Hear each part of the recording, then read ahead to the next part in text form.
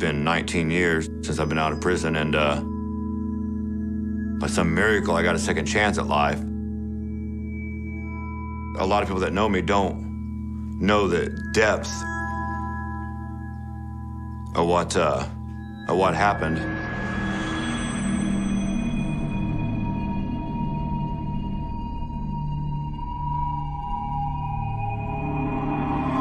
Ordinary people struggling to survive the farm crisis became immersed in extraordinary evil. I can't take it back. I can't ever change it. I just, I gotta, you gotta live with it every day. If I would have had a different dad, maybe things would have been different. He went off the deep end. And he took me with him.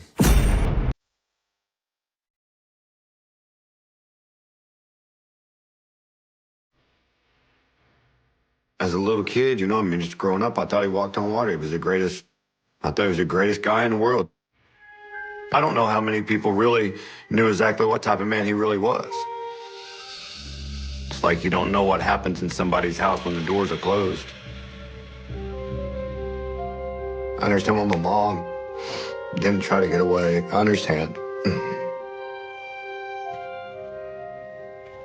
But I'll never understand why my dad would want to raise me like that.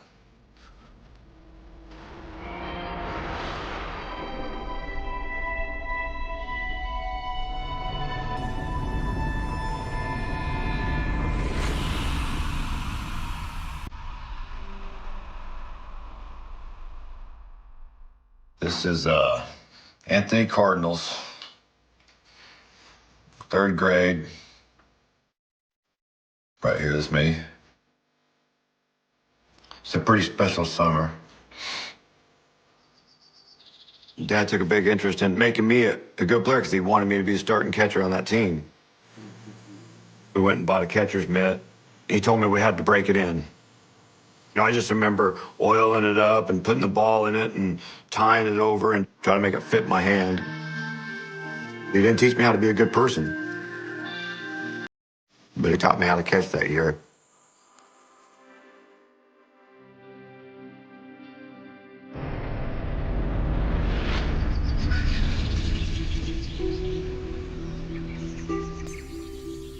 I'm not sure exactly what age it was. I was pretty young, though. So my parents were going out for the night, and we had never been left alone at night before. Dad comes up to me and tells me that I have to take care of my little brother in case something happens. I need you to protect your brother and sister, all right? And he was going to show me how to defend ourselves if a grown man come into the house when we were there. I need you to use this. And he gave me a knife, and he told me when they come through the door, take and swing it and stick it out like this and cut their throat with it. Cut across somebody's throat, just like that, right? Like that. Right? Start to bleed out. I mean, he was serious. Okay. All right. See y'all later.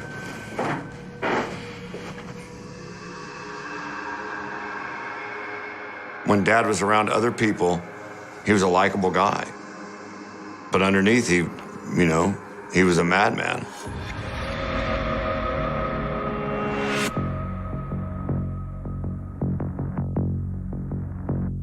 You didn't want to make Dad mad at all because he's a real violent temper. You didn't do what he says, he's going to smack you upside your head and knock you on your ass. I remember I'd done some math homework, and I just had a real hard time with math. And so it took me a long time to do this project. And I was all happy I got it done. Well, then my little sister, she ripped it up, and I was upset.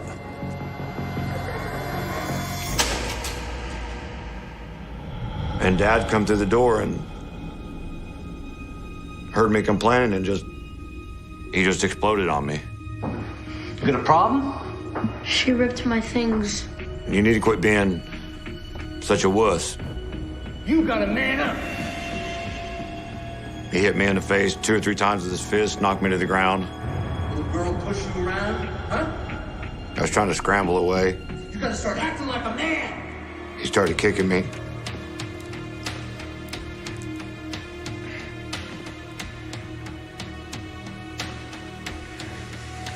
And there was nothing I could do to stop him. Worthless little boy. Mom tries to tell him that's enough, and he just turned around and just pushed her and knocked her to the ground.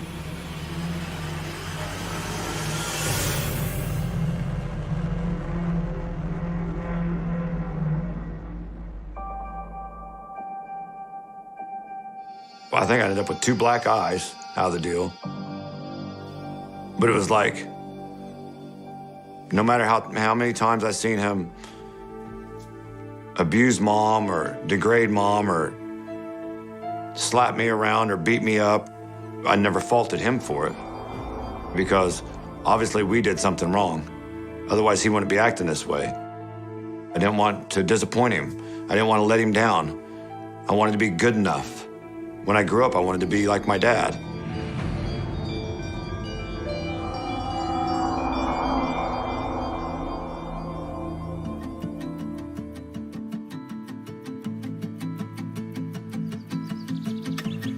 My dad drove a truck for a living, and I just remember him being gone a lot.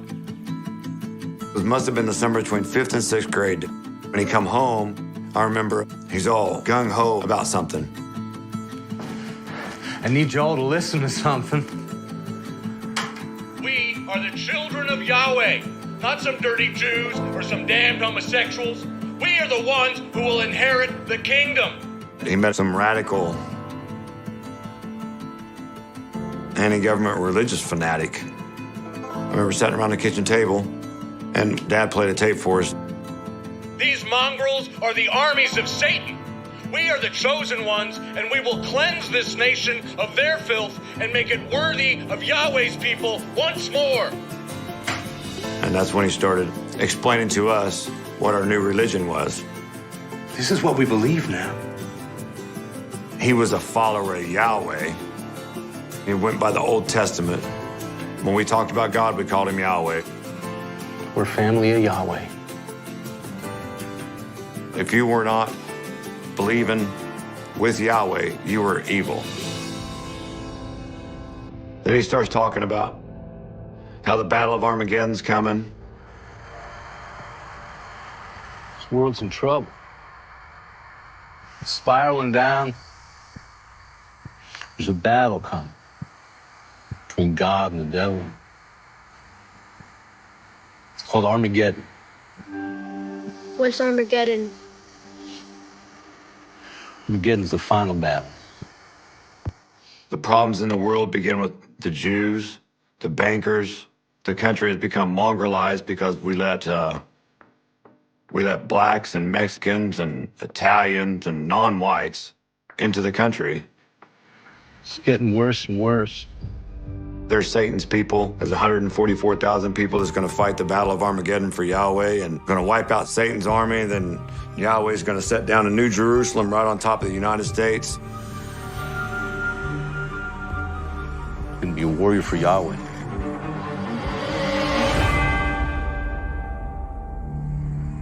Hearing Dad describing the religion and the belief system that we were now going to be living under was totally different than how we had been living. I didn't understand it. But Dad tells us, you know, if you want to eat at this table, this is how you're going to believe. Otherwise, you're not going to live here. What are you going to do? I wasn't grown up enough to debate with him or argue with him. It was just the way it was.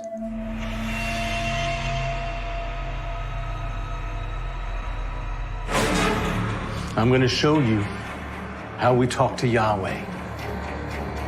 Dad said they could talk to God, directly to God. And that was just so insane. That's when everything started really changing. Now, you're going to hold your arms straight. Now, I want you to bow your head. We're going to ask a question. Dad said they could talk to God, directly to God, through this arm test where you held your arm out The person would two people stand up facing each other. One person would hold their arm out like this. Another person would put an arm here and an arm here facing them. They would bow their head. They would ask Yahweh a question. Are we talking to Yahweh? They'd push down an arm. If it stayed up, it was yes. If it collapsed, it was no. And that was talking directly to God.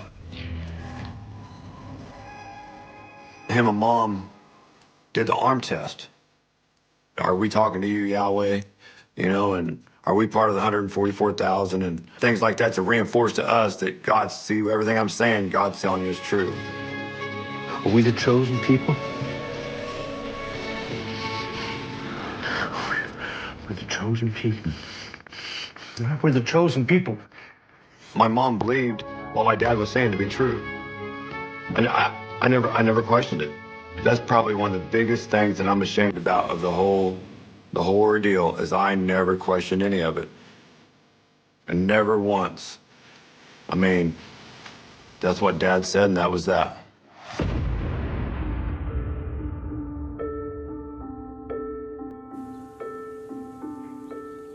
Dad was supposed to be the man that everybody turned to for leadership in this area. He's going to be a voice for God. We got to ask ourselves, how are we going to stay pure in this corrupted world? You got to rid yourself of anything that's impure. People would come to our house and everybody would just gather around and we talk about the Bible. We talk about, you know, what we needed to do to prepare for Armageddon. How are you going to prepare for the upcoming turmoil? We'd all pray together and it just got to the point where there was somebody always over. How are you going to protect your family? Jews, blacks, Mexicans, Japanese, Chinese, none of these is going to make it in Yahweh's new kingdom. What can we do? Armed, ready to pull that trigger. It's the only way. You come home from school, they're there. On the weekends, they're always there. Everybody started becoming close-knit. Whole family started staying for nights on end, days on end at the same residence. We're living with a total of 20 people on the farm. It quickly went from a religious belief to an obsession.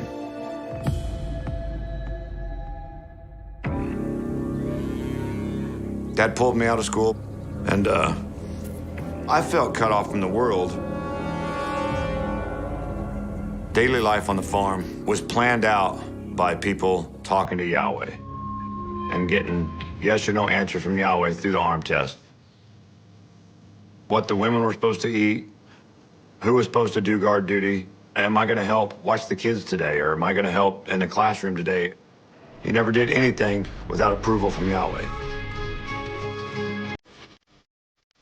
And like people listen to music, we'd listen to teachings from different parts of the Bible, talking about Armageddon. Everything was in preparation for the end of the world as we know it.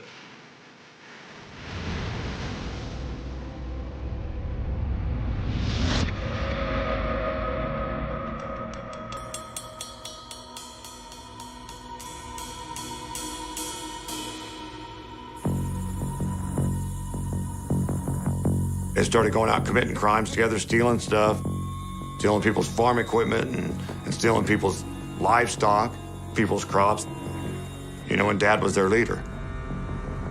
All the theft that took place was considered our property to begin with because the stuff that was being stolen was taken from Satan's people. They had no right to it.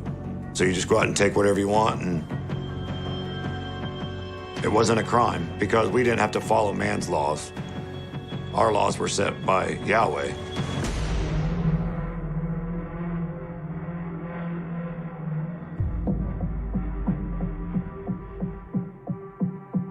Jimmy Haverkamp had a sister, Cheryl. Dad was just head over heels in love with Cheryl. He thought Cheryl was the greatest. And eventually, they were married and he had 2 wives. And then he ended up marrying Maxine, Cheryl's mom. I mean, he was taking all the women as his wives. We are all truly blessed to be here today in the presence of Yahweh. Seeing Dad with other women wasn't abnormal for me. You could have up to 7 wives, because that's how it was in the Bible.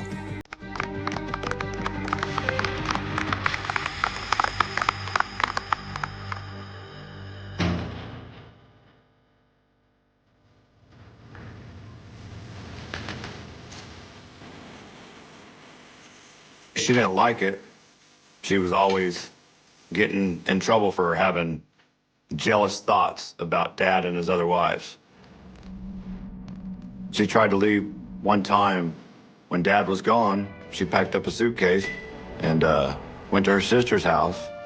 And when Dad come back, instead of being angry, he starts trying to sweet talk her and telling her he's sorry and you know, it'll never happen again. I need you. I need you by my side. And of course, she gave in to him and went back. As soon as they get back in the house and he shuts the door, knocked her down, slapped her, grabbed her by the throat, threw her against the wall. Don't you ever leave me again. I was scared he would kill her.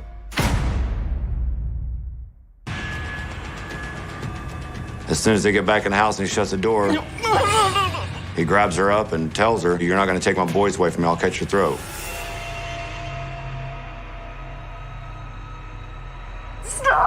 Don't you ever leave me again.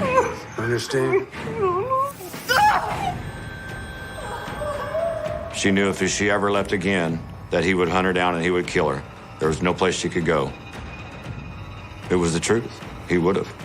Michael, please stop.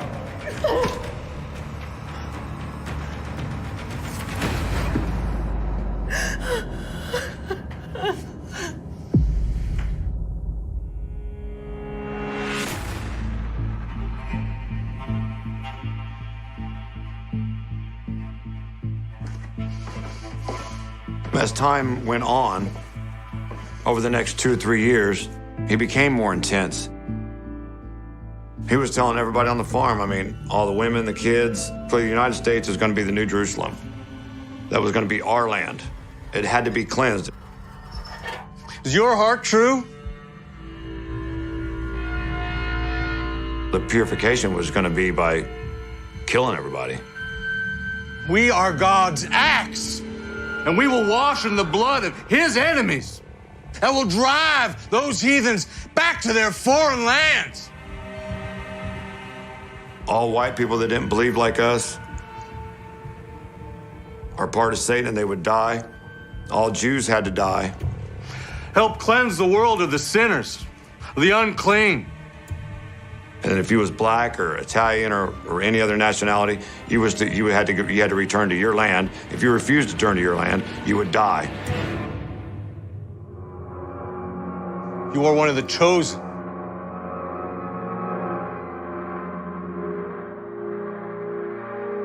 It wasn't murder. You could do whatever you want to people that weren't part of Yahweh's 144,000 because they're part of Satan, so in Yahweh's eyes, it's not murder. I never once heard anybody say, "Well, are you sure that's what that really means?" There was no independent thinking. All of a sudden, we're starting to see machine guns and ammunition and started seeing him work with explosives, making pipe bombs. Nobody ever went unarmed.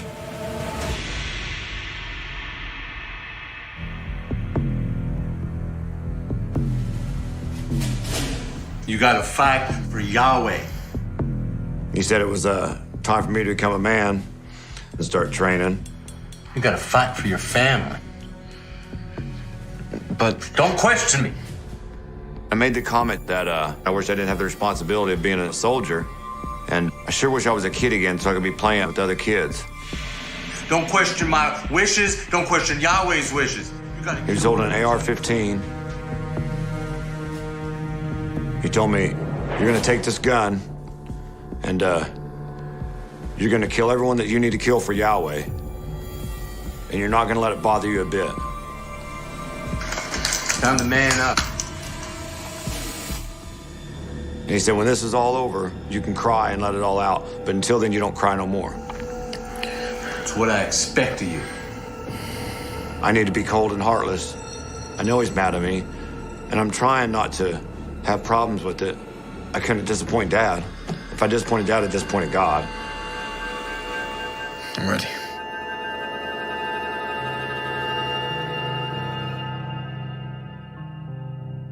I wanted to be just like him, you know, and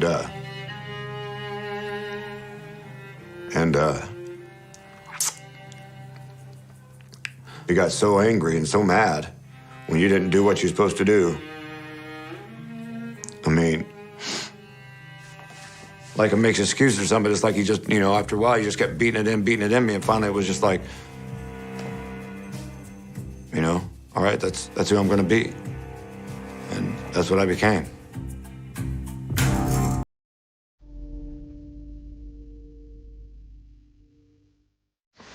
Oh, there we go, yep. This was taken in October of '84. My brother, my sister, Mom and Dad, and me. I just look back at this and it just shake my head about, I dressed exactly like Dad. I was an alter ego of my dad. I was like a mini me of my dad. I was becoming what he wanted me to become. I wish that I could go back to this time and tell my mom to grab us kids and just run. Get in the car and just go and don't stop, don't look back. But, you know, you can't. Looking at her, I know she wanted to do something, but there's nothing she could do. And she knew it.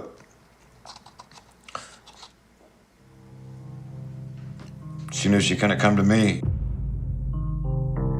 She said she thought,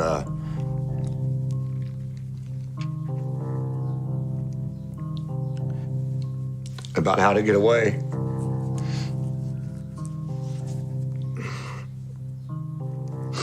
But she knew I wouldn't let her. And I wouldn't have. I'd have turned on her if I would have known she was doubting anything of Yahweh or Dad. We would have went after her, and he'd have killed her.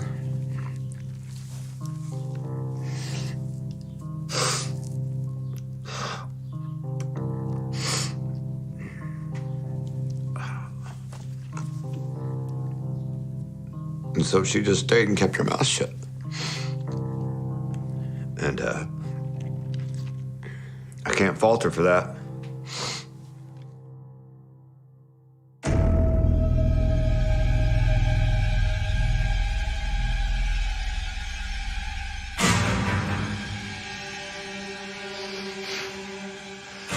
Those of you who have been here from the beginning will not be surprised. From the start, Yahweh had big plans for us. Dad made it known to everybody that Yahweh had deemed Dad the king of Israel. And as king of Israel, I am his voice. And that all of Dad's wives were queens. And that Dad had the archangel Michael spirit in him. They did the arm test. Dad asked something along the lines of, do you consider Michael Ryan the king of Israel? And the arm would stay up and it would be yes. Like it says in the Bible, the word has become flesh. Yahweh speaks through me. Yahweh and Dad were one and the same. He was the king of Israel. He was God's voice. He was God.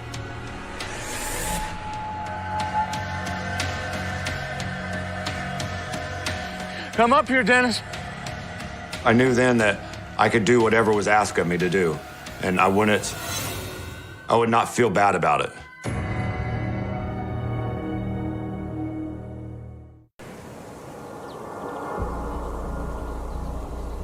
Those of you who have been here from the beginning will not be surprised.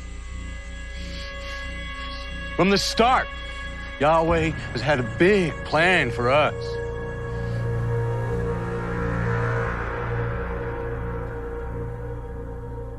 Yahweh had deemed Dad the king of Israel.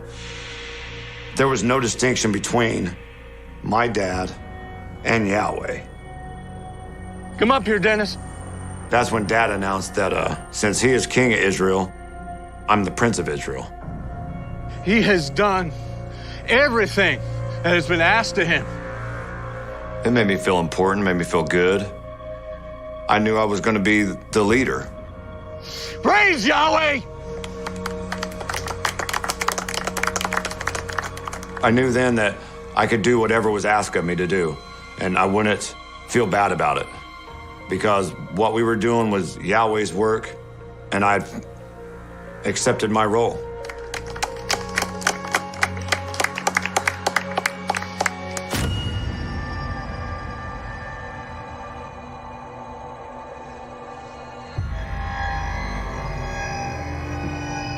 Dad started losing control. The people out there, they started doubting and thought, man, this is wrong. And there's no doubt that made him more controlling. He clenched his fist tighter on the group. It's going to be my way or no way. And the only way to get more of that control back is to instill deeper fear. He chose the weakest person, the one that he knew would give the least resistance, because he's a bully. That's what bullies do. Bullies don't want someone that's going to fight back. Bullies want someone they can push around. James Tim was the meekest of everybody there. Dad said James Tim angered Yahweh, so Jim Tim had to be punished.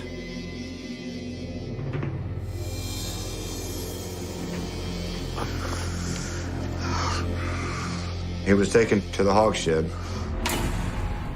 He was chained up out there.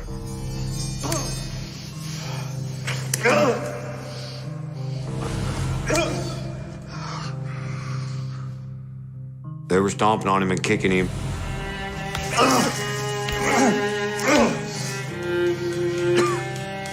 Then I went out to the hog shed, and I mean, it was brutal.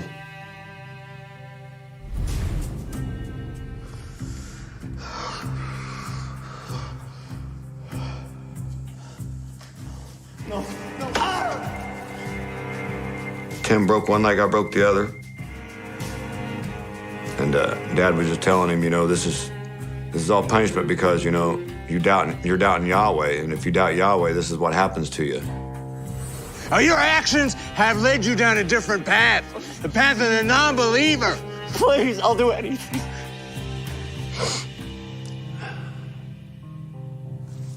And then Dad said,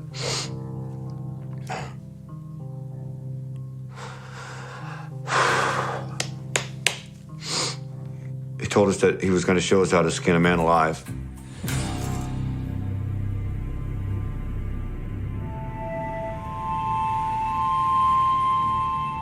Had me go get, I don't know, a razor and some pliers.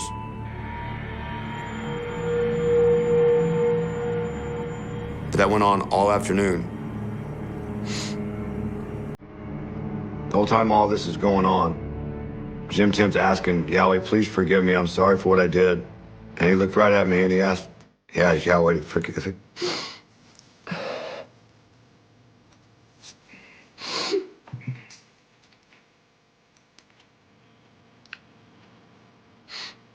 And I remember thinking then that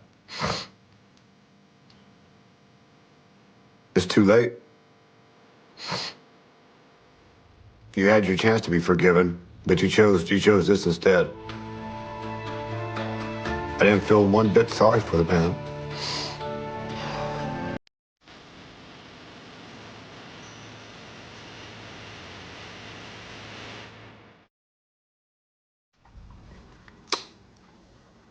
I don't remember how long after that or whatever. Dad said that he was dead.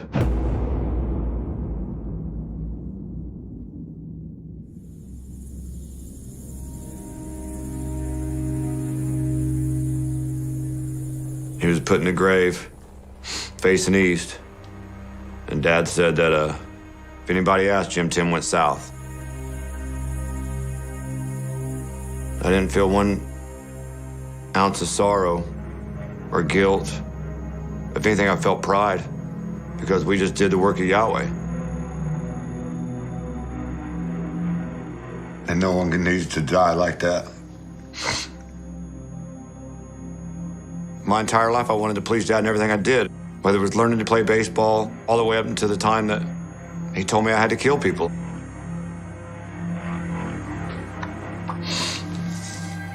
I didn't want to disappoint him. I didn't want to let him down. I wanted to be good enough.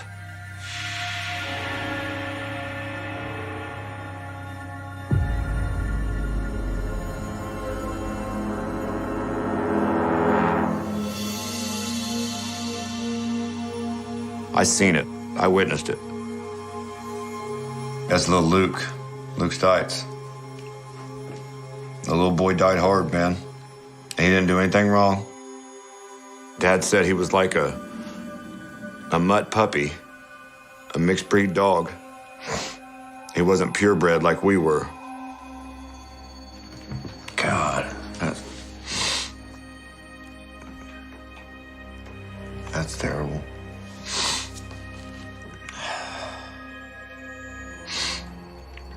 See, those are the two victims right there. Their last days were horrible.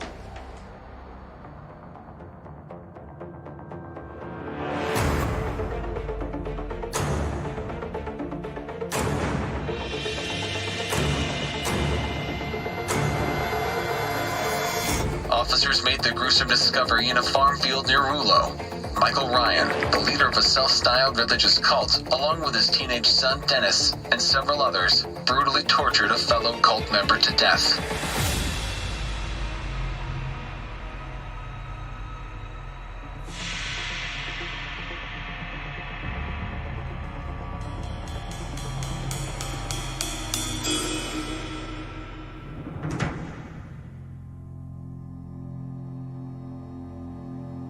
For the first 6 months of my incarceration, he was the only person I was allowed to see.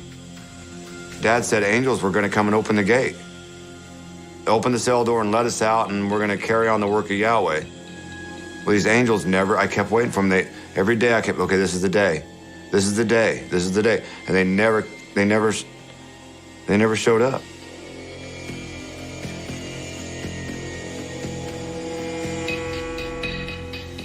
The next time he sees me, whether it be on the battlefield of Armageddon or wherever, he's going to kill me. Said he'll kill me and step right over my body and go on right to the next guy. And he meant it.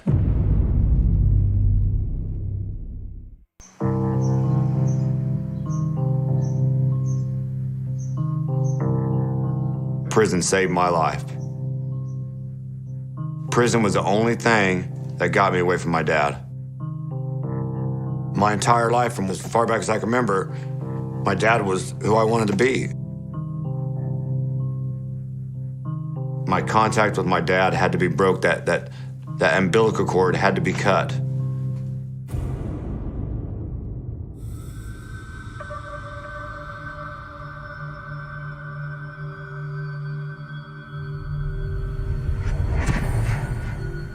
And of course, everybody knew who I was. I got my life sentence, and that's the first time in my entire life that I've ever been around a black person. And an old black guy, he pulled me aside, and I'll never forget it. He said, "Son, your dad's lying to you." And I'm like, "What do you know? You're Satan." You're a Christian, right? What we did was right, Armageddon's coming. And he says, "Show me where it says this in the Bible. Where does it say that Jews are sons of Satan?" John 3:16. For God so loved the world that he gave his only begotten son. And I kept arguing with him. But he kept proving me wrong at every verse I pulled up that we used to justify what we did. It didn't say what it was supposed to say. Your doctrine, well, your father's doctrine, has got you screwed up. And he's like, "I'm sorry, son, what you did was wrong. What your dad's teaching you is wrong." This book is about love, son, not hatred. And he wanted to help me. A black guy wanted to help me. I mean, I'm a hardcore racist, and here he's, talked to him for a long time. I struggled for a couple years. Was it really a lie? Did he really lie? It took me a long time to break his control.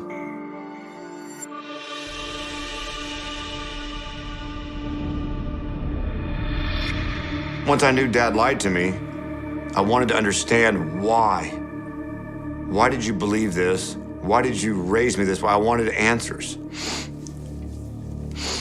And he refused to give them to me. He wouldn't even talk to me. That really hurt because, I wanted to, I wanted him to know that, hey man, I'm becoming my own man. I'm not like you, I'm becoming my own person. He denied me that.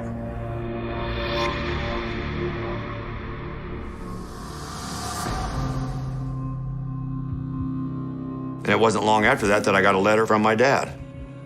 He said that I was lower than on the bottom of the sea, and that the cycle's complete. And I'm part of Satan now, and when he sees me, the next time he sees me, whether it be on the battlefield of Armageddon or wherever, he's gonna kill me. Said he'll kill me and step right over my body and go on right to the next guy. And he meant it.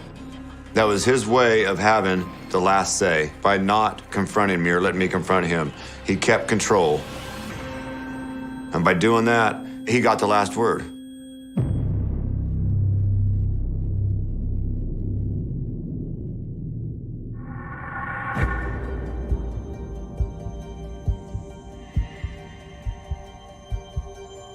I'm sure he died a bitter old man, a bitter, lonely old man, and that's what he deserved. He was sadistic, he was demented, he was a stone-cold killer. Good riddance.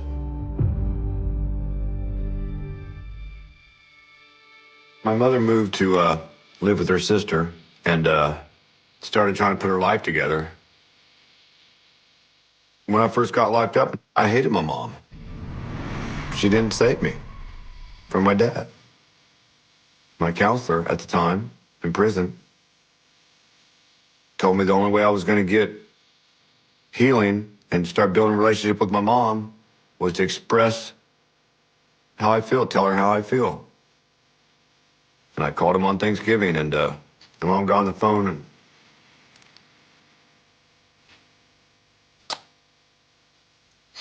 and I told her that I hated her for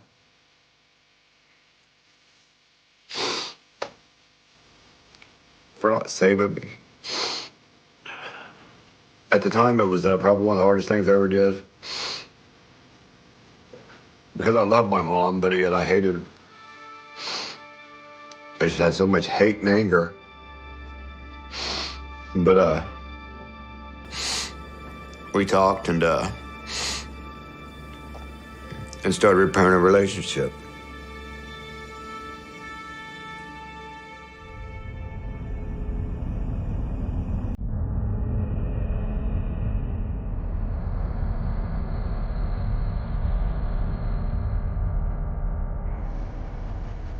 April 15th, 1997. I'll never forget it. The nightmare's finally over. I did 11 years, 7 months, and 29 days. I was 27 years old, and I'd never been a free man, a free person. And I just didn't know what to do. I just couldn't believe it was real. It's a disgrace to the United States of America to release a man that done anything like that. And I can't fault him for feeling that way. There was a lot of people that didn't think I should get out. I had to prove a lot of people wrong. I'm not the dentist from 1985. I've been out of prison for 18, 19 years now. And I've been away from that belief for almost 30 years. I wish life could have been different, but if life would have been different, I'd never had my son, I'd never had my wife. And I was a good kid.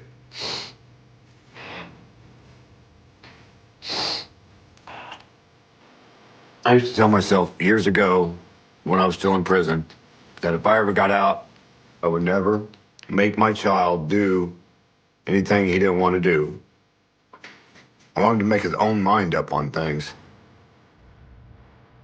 I told my son a long time ago, if you want to go to church, I have no issues with you going to church, but it's not something I can do because I don't know if I believe in God.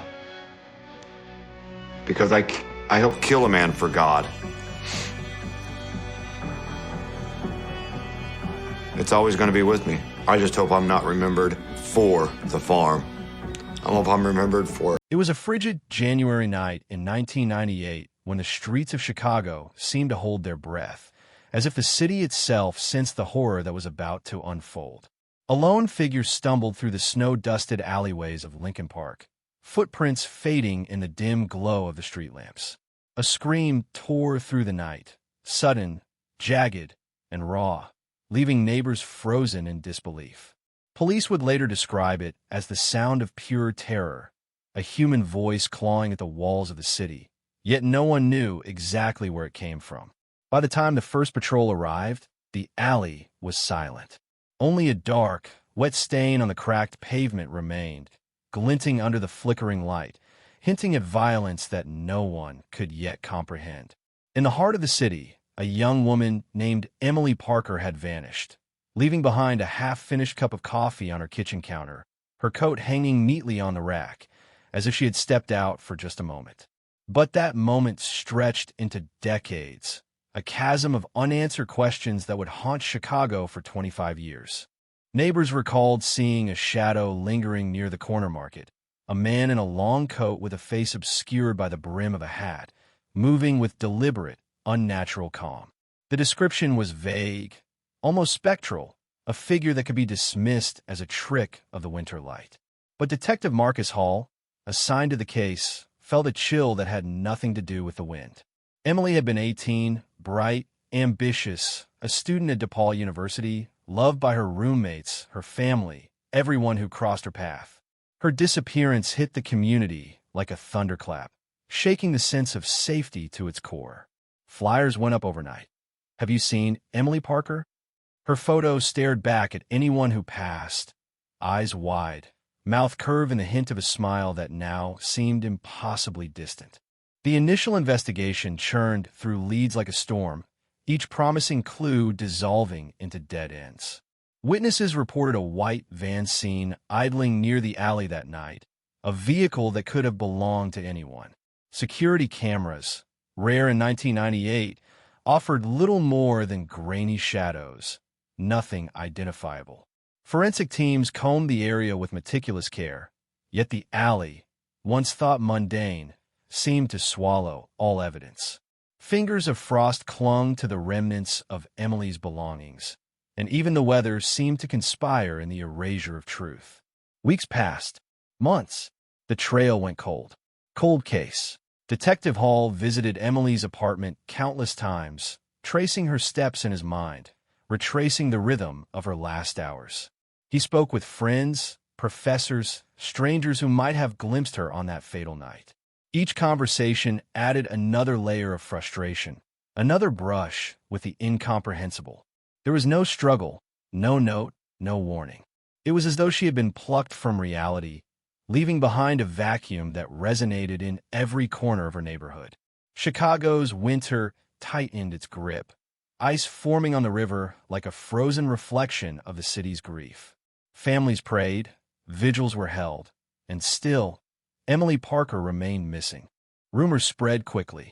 Some whispered about a stalker, a shadowy figure who had been following her movements for weeks. Others suggested an opportunistic crime, a random act that left no fingerprints, no witnesses brave enough to speak. Hall knew, however, that the truth would not arrive on its own. He pressed on, cataloging every lead, no matter how small, no matter how hopeless it seemed. In the files, photographs captured frozen expressions. Emily laughing at a friend's joke, Emily studying late in the library, Emily crossing the street with the city lights reflected in her hair. These images, once ordinary, now held the weight of tragedy, relics of a life interrupted. The first breakthrough, or what appeared to be one, came 6 months into the investigation. A tip from an anonymous caller hinted at a local mechanic, a man with a history of minor offenses and an inexplicable familiarity with the alleyways Emily frequented. Hall pursued the lead with the intensity of a man possessed. Late nights, shadowed meetings, questioning neighbors who might have noticed something unusual, but every thread unraveled. The mechanic had no connection, no motive, nothing that linked him to Emily beyond coincidence. And yet, the call had rattled Hall, awakened in him a creeping awareness that the case would not yield easily, that some darkness had slipped through the cracks of everyday life and refused to be named. The city itself seemed to mourn. Chicago in 1998 was a maze of lights and sirens, a living organism unaware of the grief it contained. Newspapers ran stories weekly. Another year, another cold case. Community still searches for Emily Parker. Manhunt continues. Each headline was a hammer, driving home the inescapable reality that Emily's absence was permanent, her story suspended, dangling over a void that no one could fill. The detectives faced the same haunting question every day. How does one confront the invisible, the untraceable, the evil that leaves no trace? Hall became obsessed. He pored over maps, timelines, vehicle registrations, any detail that might illuminate the night Emily disappeared. He revisited the alley during the harshest nights of winter, searching for impressions in the snow, whispers in the wind. He questioned street vendors, baristas, mail carriers, anyone whose path might have crossed hers. One night, as the wind whipped down the empty streets, he felt a pulse of recognition, a pattern emerging from the chaos, subtle, like a heartbeat beneath the ice. Yet when he traced it, it led only to more questions, more dead ends, more frustration that seemed almost deliberate, as though the city itself were mocking his efforts. Years passed. Emily's family moved on, in some ways, but never truly left the shadow of her disappearance. Every year, they lit a candle on the anniversary of her vanishing, a small flame against the consuming darkness of uncertainty. The investigation continued, a quiet, relentless force that refused to relinquish hope. Cold case. The term echoed through precincts, whispered in hallways, written on file folders stacked high in dusty cabinets. Hall refused to let it define the outcome, though each passing year made the words heavier, more suffocating, a reminder of the limits of justice. And yet, in the corners of the case that no one else seemed to notice, there were anomalies, small sparks of possibility. A hair not tested, a witness reluctant to speak, a phone call misplaced in the chaos of early digital records. Hall clung to these fragments, nurturing them like embers in a dying fire, because he knew that somewhere in the disorder lay the key to revelation. The city pulsed with life above him, unaware of the obsessive gaze that swept its alleys, its parks, its hidden corners. He moved like a ghost, tracing paths that no one else saw, searching for the invisible signature of a crime that refused to be forgotten. The winter of 1999 brought no answers, only frost and silence. Emily's photo in the paper had begun to fade, yellowing at the edges, but the memory of her, and the question of what happened, remained as vivid as the day she disappeared. Hall reviewed the case once more, notes stacked, files open, maps spread across his office floor. He noticed a detail overlooked by everyone, a delivery truck that had passed near the alley several nights in a row, its route unremarkable except for the odd timing. It seemed inconsequential, but the detective's instinct screamed otherwise. And as he traced this thread, he felt the first stirrings of a revelation that would take decades to reach full clarity. The case of Emily Parker was no longer just a missing person file. It had become a puzzle of shadows, a testament to human obsession, fear, and the fragile thread of life. Hall often sat alone in his office, listening to the hum of the city outside, thinking of Emily and the night that changed everything. He imagined the alley as it had been, the faint glint of streetlights on wet pavement, the abrupt silence after a scream. That memory haunted him, fueling every investigation, every tip, every lead. And as the files grew, so did his conviction. The truth was there, waiting, patient, elusive, and eventually it would demand recognition, no matter how long it took. The years stretched on, and Chicago moved like a river over the jagged rocks of Emily Parker's disappearance. Streets buzzed with life, but in the heart of the city, a shadow lingered, a memory frozen in time. Detective Hall never stopped retracing the night, never stopped asking questions that led nowhere. He revisited the alleyways, the coffee shop, the library where Emily had spent countless hours, each location offering only echoes and whispers. Old friends recounted moments they had dismissed, details too small to notice then, now magnified into significance. A forgotten conversation at a laundromat, a glance exchanged with a stranger on the bus, a car parked just slightly out of place. Each became a piece of the puzzle he could not yet assemble. Hall's nights blurred into days, and days into sleepless haze, the city outside oblivious to the obsession unfolding within precinct walls. The cold case file had grown thick, the pages yellowed with age, corners curling like leaves in autumn. Every photograph, every report, every interview became part of a labyrinth that seemed designed to trap the truth. Hall pored over them relentlessly, each detail cross-referenced, each lead pursued to its bitter end. Fingerprints found in the alley, never matched, now became potential clues. A partial shoe print, faint and almost invisible in the original crime scene photos, demanded re-examination. In his mind, patterns began to emerge, connections invisible to those who had long given up. He reconstructed timelines with meticulous care, replaying the night in his mind, as if by sheer force of concentration he could summon the events into clarity. Meanwhile, Emily's disappearance had left a void in the community that no passing years could fill. Her family aged visibly, their grief etching lines of worry and sorrow onto their faces. Local newspapers occasionally ran retrospective pieces, marking anniversaries with cold statistics, the chilling label of a cold case accompanying each mention. Yet, beneath the public's gradual fading of attention, Hall persisted, following threads that led him to obscure records and overlooked witnesses. He delved into the minutiae of city traffic reports, delivery logs, and even maintenance schedules for the alley lighting. Every document, no matter how mundane, was a potential doorway into the past. The city's noise, the blaring sirens, the clatter of construction, the murmurs of crowds, could not drown out the quiet rhythm of investigation that pulsed in his office. Months turned into years, each bringing new technology, new methods, and with them, renewed hope. The forensic landscape shifted, and old evidence was re-examined with tools that Emily's disappearance had not afforded. Fibers, hairs, and minute traces of material were scrutinized with precision that was science and art combined. Hall, now older, more weathered, realized that persistence was the most potent weapon against the indifference of time. He pored over lab reports with dogged patience, tracing chemical compositions, DNA sequences, and inconsistencies in witness statements.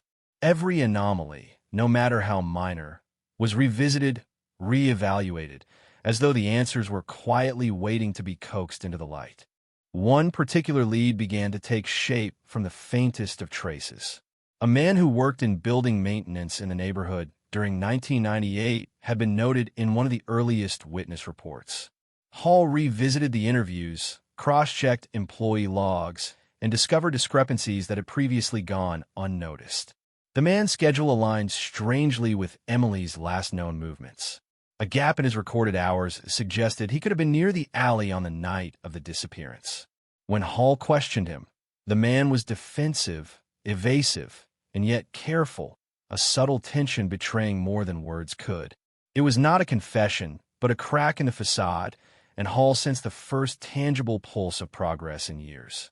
The detective's instincts had rarely been wrong, and the tiny flicker of recognition in this man's demeanor ignited a spark of possibility that had long been smothered by despair. Through persistent inquiries, Hall began to unravel a web of overlooked associations. Neighbors recalled seeing deliveries made at unusual hours, packages left unattended, cars parked in irregular positions. A local convenience store owner remembered a customer who lingered too long in the neighborhood the night Emily vanished. Hall collected these observations, each fragment reinforcing the suspicion that someone had manipulated the environment, had created a stage where disappearance could unfold unseen.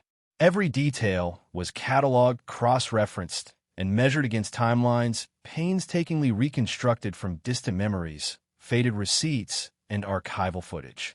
The cold case was no longer just about Emily Parker. It had become a study of shadows and intentions, of how a single act could ripple across decades. Hall discovered that patterns in the alleyway matched minor crimes in adjacent neighborhoods, incidents dismissed as unrelated. He began mapping these anomalies, searching for a trail that connected isolated events into a coherent narrative. It was meticulous work, almost invisible, but he persisted with the patience of a man who understood that the truth is often buried under layers of neglect and oversight. With each passing year, the sense of urgency sharpened, fueled by the memory of a girl who should have been a woman by now, yet remained forever 18 in every photograph and every recollection. Then came the first breakthrough that would eventually define the final solution. An old co-worker of Emily's remembered a man who had shown unusual interest in her routine, asking questions about her classes, her plans, and her travels. Hall tracked the man, discovered a long trail of evasion, false statements, and carefully constructed alibis. It was not a random coincidence. It was deliberate, calculated, and the patterns emerged slowly, like the faint outline of a figure in fog. Investigators re-examined the man's possessions, his former residences, and vehicles. Forensic tests revealed microscopic traces that had been invisible to technology in 1998, strands of hair and fibers that connected him unmistakably to the crime scene. Hall's relentless dedication was finally converging with science, bridging a 25-year gap between disappearance and revelation. The detective's office, cluttered with maps, folders, and photographs, became a war room of obsession and insight. Hall reconstructed the night, walking through the chronology in minute detail, correlating witness statements with forensic evidence. Every time he closed in on an answer, new questions emerged, a reminder that evil rarely announces itself, that the invisible hand often guides events with subtle precision. Yet, slowly, methodically, the threads were woven together, and the ghost of Emily Parker's last night began to materialize, offering a grim clarity to decades of uncertainty. Hall could feel it in his bones, a certainty tempered by years of disappointment, that the man in the shadowy memories, the figure with an evasive presence, held the key to closure. Chicago itself seemed to hold its breath as Hall prepared for confrontation. The city had changed, but the echoes of the crime lingered like a distant siren. Hall's pursuit was relentless, a collision of memory, evidence, and instinct, bringing him closer to a reckoning long overdue. Emily's family, still haunted by unanswered questions, watched cautiously, knowing that the revelation would be both a relief and a shattering confirmation of every fear they had endured. The detective's work, meticulous and unyielding, had transformed the case from a cold, distant memory into an active pursuit of justice. The invisible had been traced, the unseen plotted, and the city braced for the moment when decades of shadow would be pierced by clarity.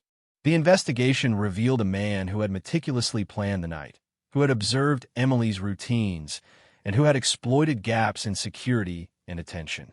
His alibis, once believed solid, crumbled under the weight of new evidence. Witnesses who had been too fearful to speak in 1998 now came forward, emboldened by the breakthrough. Hall meticulously cross-referenced timelines, locations, and forensic traces, creating an irrefutable pattern that pointed to the perpetrator. Every moment of investigation, every sleepless night, every painstaking re-examination of evidence converged toward a single, undeniable truth. The cold case was thawing, and the shadow that had haunted Lincoln Park was finally visible, a chilling figure that would soon answer for decades of uncertainty and anguish. The community felt the tremor even before the arrest. Rumors spread like wildfire, whispers of progress and confirmation. Chicago's papers braced for the revelation that had eluded generations of detectives. Hall, standing amidst his files and evidence boards, felt the culmination of a lifetime of work crystallize. Every lead, every anomaly, every overlooked thread had been accounted for. The man responsible for Emily Parker's disappearance could no longer hide behind time, technology, or fear. The cold case that had haunted the city for a quarter-century was finally on the brink of resolution, its long silence about to be broken by justice and revelation. The turning point came slowly, almost imperceptibly, in the autumn of 2005. Detective Hall, now grayer, more worn by the weight of years and sleepless nights, sifted through digitized evidence from the earliest days of the investigation. Scanned photographs, archived police reports, old lab notes, all lined up on the screen before him like pieces of a puzzle long neglected.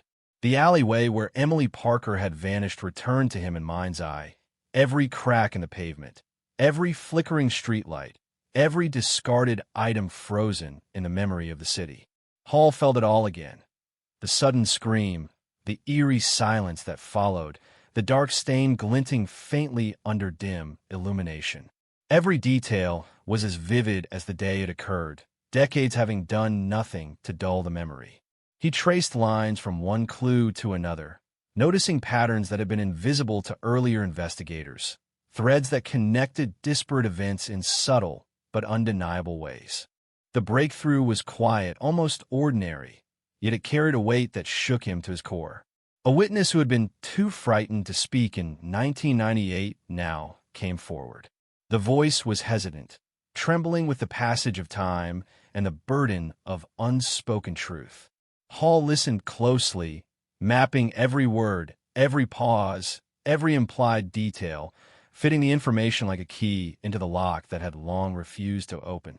The witness recalled a van parked unusually close to the alley, a van that had never been reported or registered. Hall cross-checked city records, delivery logs, and insurance documents, finding discrepancies that hinted at deliberate concealment. Each new revelation felt like a spark igniting long-dormant embers of hope, a flicker against the cold, suffocating darkness that had shrouded the case for years. DNA technology, rapidly advancing in the early 2000s, offered new avenues. Samples collected from the alley, long thought too degraded to yield results, were re-examined with precision techniques unavailable in 1998. Hall watched over lab technicians as they meticulously processed fibers and hairs, each microscopic sample holding the potential to confirm or destroy the tenuous threads of suspicion. The analysis revealed traces that matched a man who had repeatedly appeared in tangential connections to Emily's life. A neighbor, a delivery driver, a casual acquaintance whose movements had intersected with her routines in patterns that were now too conspicuous to ignore. Hall's pulse quickened. After 7 years, the case, once frozen in time, began to thaw. Hall re-interviewed former witnesses, pressing gently, subtly, reading body language that had shifted over the years. People aged, perspectives changed, fears diminished, and memories emerged that had been inaccessible. A janitor remembered a suspicious figure lurking near Emily's apartment building, noting the time, clothing, and distinctive movements. A barista recalled a man asking unusual questions about Emily's schedule, questions that had seemed innocuous at the time. Hall assembled these recollections into a timeline, connecting them to locations, weather patterns, and city activity reports. The pattern was emerging, faint but unmistakable. Emily's disappearance was not random, but the result of careful, deliberate planning. As the investigation deepened, Hall discovered discrepancies in employment records and vehicle registrations connected to the primary suspect. Small inconsistencies that had been overlooked 2 decades ago now formed an intricate web pointing directly toward one individual. Each observation, each lead meticulously verified, converged into a narrative that suggested premeditation. The detective traced the suspect's movements across the city, uncovering visits to alleyways, libraries, and cafes that aligned disturbingly with Emily's known routines. Hall compiled maps, charts, and photographic evidence, creating a visual representation of the suspect's proximity to Emily, the chronology of interactions, and the sequence of events that led to her disappearance. The city, with all its noise and chaos, revealed a hidden order to those who knew where to look, and Hall was finally seeing it clearly.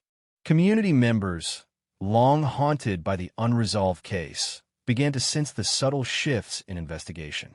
Conversations hinted at breakthroughs, whispers circulated in local shops, and a tentative hope blossomed among those who had feared Emily would remain a ghost forever.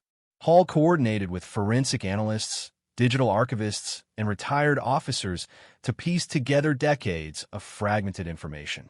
The cold case, once defined by frustration and silence, transformed into a complex tapestry of clues, each layer reinforcing the next, revealing a structure that had been invisible under the pressures of time and inattention. During this period, Hall uncovered evidence of careful obfuscation by the suspect, patterns of behavior designed to mislead investigators and cover tracks. Discrepancies in statements, overlooked errands, unusual visits to construction sites near Emily's home, each revealed deliberate deception. Hall's meticulous documentation, paired with modern forensic analysis, constructed a timeline that not only placed the suspect in proximity to Emily on the night of her disappearance, but also revealed methods consistent with planning and concealment. This was no impulsive act, no random encounter. It was calculated, predatory, and methodically executed to evade detection. In late 2006, Hall revisited the alley for the first time in years. The city had changed, the neighborhood gentrified, yet the memory remained etched in his mind. The cold, silent street, the faint glint of light on pavement, the sudden absence of Emily that night. Standing there, he envisioned the sequence of events, reconstructed the suspect's actions, and traced the chain of opportunity that had allowed the crime to occur unnoticed. The detective felt a profound sense of urgency, knowing that the revelations were on the cusp of confrontation. Every decision, every hesitation, every overlooked detail from the past decades now held significance. Hall understood that the case was no longer about conjecture or possibility. It was approaching the moment of truth. Emily's family, now older, had endured a long vigil of uncertainty and fear. Their hope was fragile, tempered by years of disappointment. Yet Hall reached out carefully, preparing them for the possibility that answers were imminent. The community braced for a revelation that had eluded law enforcement for decades. The atmosphere, tense and expectant, mirrored the detective's own state of anticipation. Hall reviewed evidence boards, maps, and timelines late into the night, connecting forensic traces, witness statements, and behavioral patterns into a cohesive picture. The suspect, once hidden by shadows and alibis, was now outlined clearly against the backdrop of years of meticulous work. In 2007, new forensic techniques allowed Hall to revisit physical evidence from the alley. Microscopic fibers, previously untraceable, now linked directly to the suspect. Blood samples, hair strands, and trace materials provided incontrovertible evidence of contact with Emily.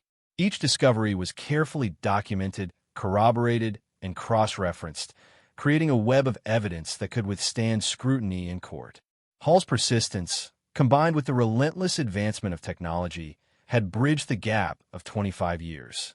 The cold case, once defined by absence and silence, was on the precipice of resolution. Hall prepared a final review of all findings, a comprehensive compilation of interviews, forensic reports, timelines, and behavioral analyses. Every lead was accounted for, every discrepancy reconciled, every shadow illuminated. The city outside moved on, oblivious to the painstaking orchestration that had revealed the truth. For Hall, the convergence of decades of work was a testament to dedication, patience, and the inexorable pursuit of justice. The stage was set for confrontation, for the revelation that would finally lift the veil from Emily Parker's disappearance, bringing closure to a family and a community long haunted by ghostly absence, and marking the turning point in a case that had resisted resolution for a quarter-century.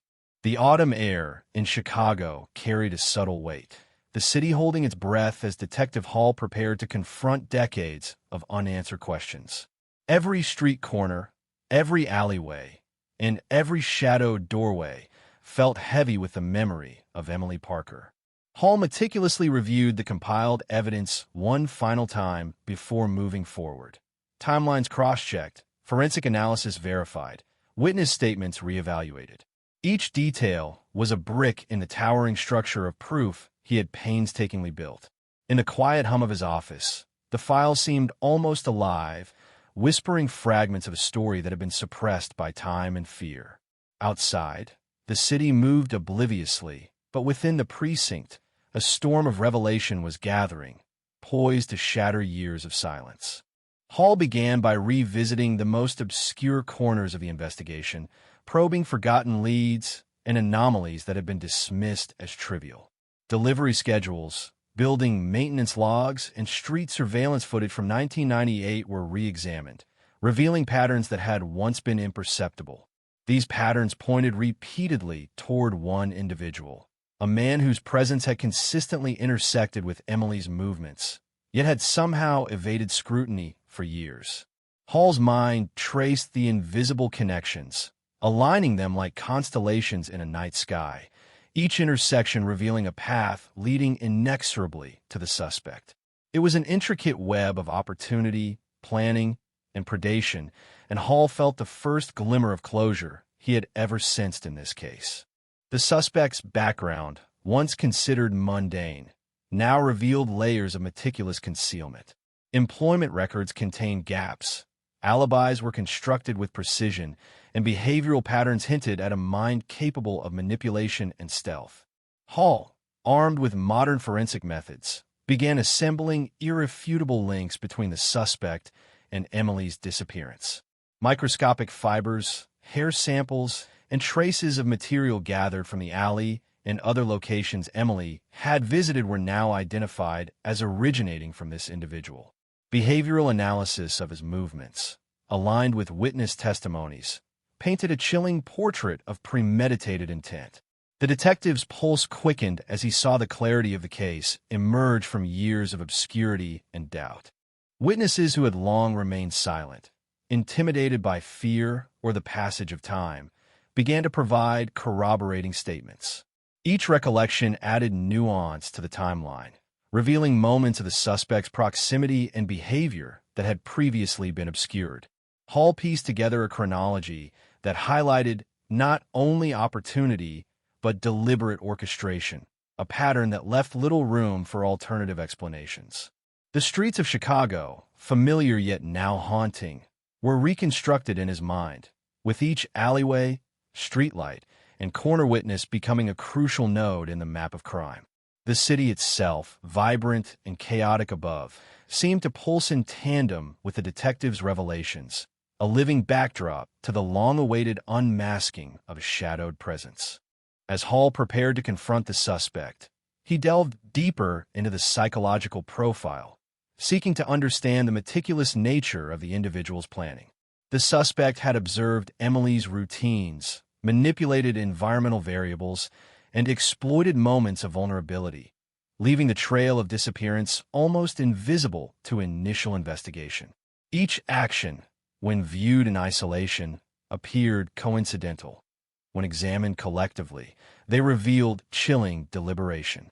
Hall studied these patterns obsessively, reconstructing movements and interactions with precision, as if replaying a frozen film in his mind. It was a painstaking task, but brought the detective closer to an irrefutable conclusion, the clarity that had eluded him for over a decade. The community, long shadowed by fear and speculation, began sensing subtle shifts in the investigation. Conversations in local businesses hinted at developments, whispers of progress flowing cautiously among residents. Hall coordinated discreetly with forensic experts, archivists, and retired officers, ensuring that all new evidence was cross-verified and meticulously documented. The cold case, once defined by frustration and silence, now glimmered with the possibility of resolution. Hall's dedication had transformed the case into a comprehensive narrative, connecting disparate fragments into a cohesive and compelling account that pointed unequivocally toward the suspect. In late 2007, Hall revisited physical evidence with advanced forensic technology. Samples that had once been considered inconclusive were reanalyzed, revealing microscopic fibers and biological traces linking the suspect to the crime scene. The data formed a network of connections that spanned locations, dates, and interactions, each element reinforcing the credibility of the case. Hall's methodical approach allowed for triangulation of evidence, creating a clear, irrefutable path from suspicion to certainty. The detective's tireless pursuit, spanning years of frustration, doubt, and persistence, was now culminating in a moment of revelation that promised long-sought justice. Emily's family, burdened by decades of grief and uncertainty, were brought carefully into the process. Hall prepared them for the possibility of closure, balancing the gravity of confrontation with the need for sensitivity. The city, largely unaware of the intricate detective work unfolding, continued its rhythm of daily life, oblivious to the storm of revelation that was about to break through the surface. Hall's dedication, unyielding across years of failure and doubt, had finally aligned with technological and procedural advances, enabling the detective to pierce the veil of mystery that had enveloped Emily's disappearance. The suspect's pattern of behavior, once hidden in the shadows of ordinary life, became painfully evident through careful cross-examination of evidence. Discrepancies in alibis, overlooked errands, and inconspicuous visits to key locations created a map of deliberate deception. Hall's office became a war room of insight and strategy, each board and chart representing connections that had been invisible for decades. The city's chaos contrasted sharply with the order Hall had imposed on the investigation, a testament to human persistence against the randomness of fate and crime. Every piece of evidence reinforced the narrative. Every fragment confirmed the meticulous planning that had allowed the suspect to evade detection for so long. Hall meticulously reviewed the suspect's interactions, linking them to both Emily's known movements and ancillary events that had occurred in the surrounding neighborhoods. Patterns of proximity, timing, and opportunity revealed a narrative of predation that was undeniable. Each connection was verified with forensic evidence, witness statements, and corroborating data, leaving little room for doubt.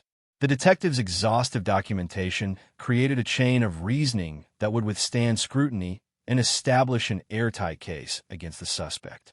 The cold case, long defined by absence and uncertainty, was poised to reach its climactic revelation. With preparation complete, Hall understood that the final confrontation was imminent.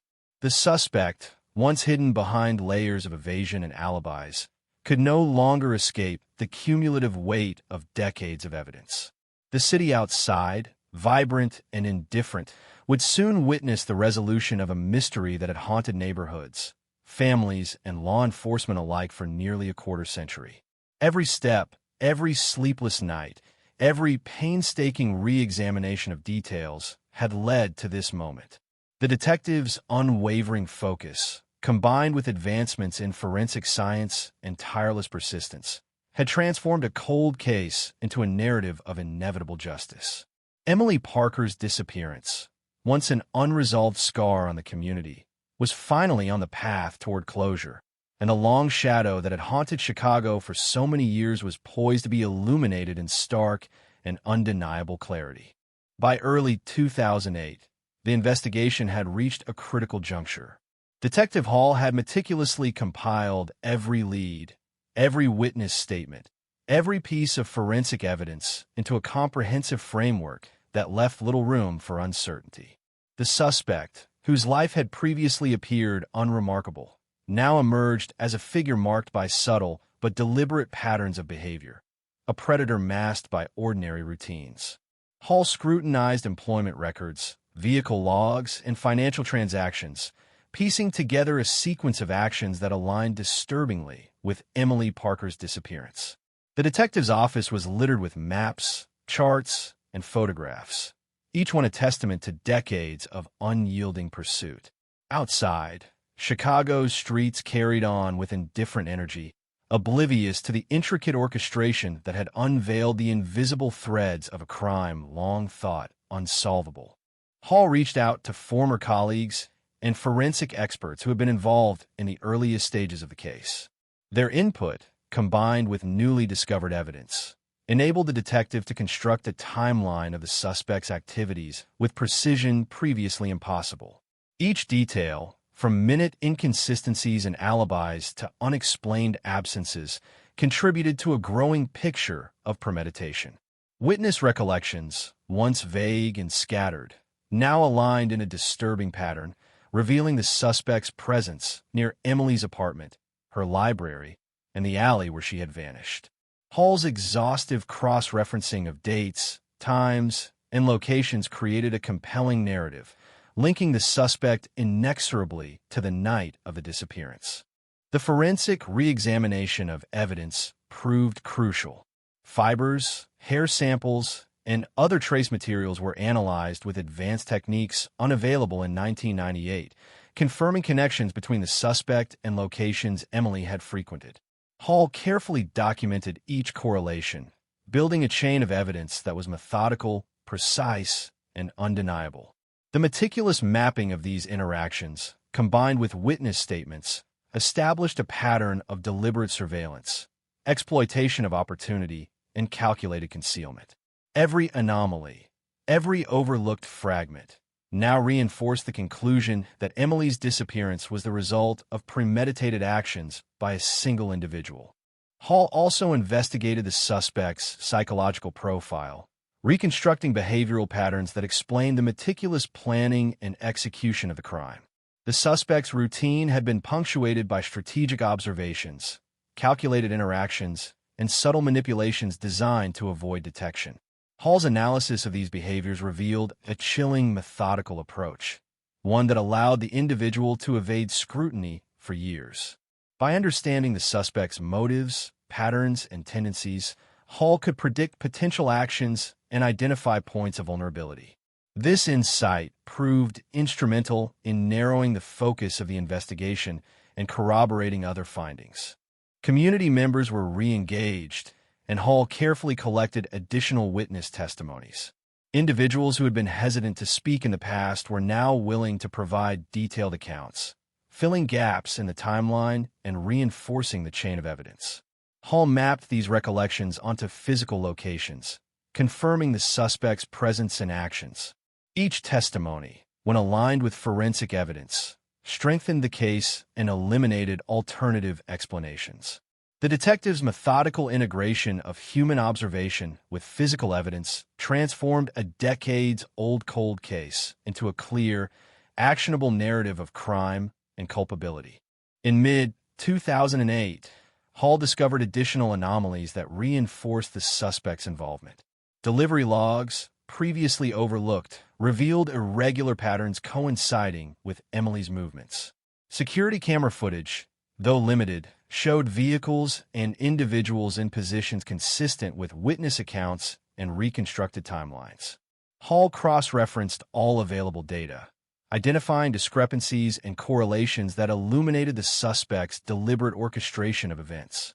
Each discovery narrowed the field of possibilities, further isolating the individual responsible for Emily's disappearance.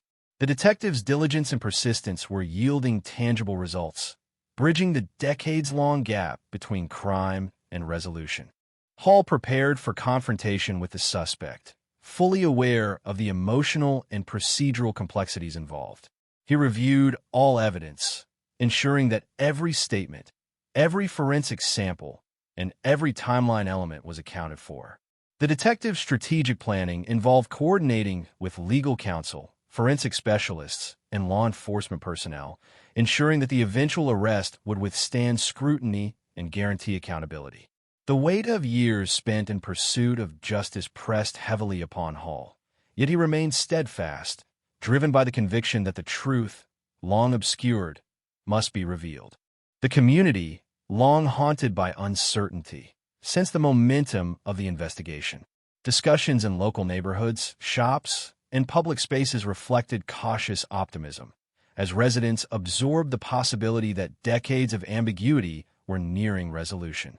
Hall, attuned to the delicate balance between information and expectation, managed communications carefully, maintaining focus on evidence and procedure.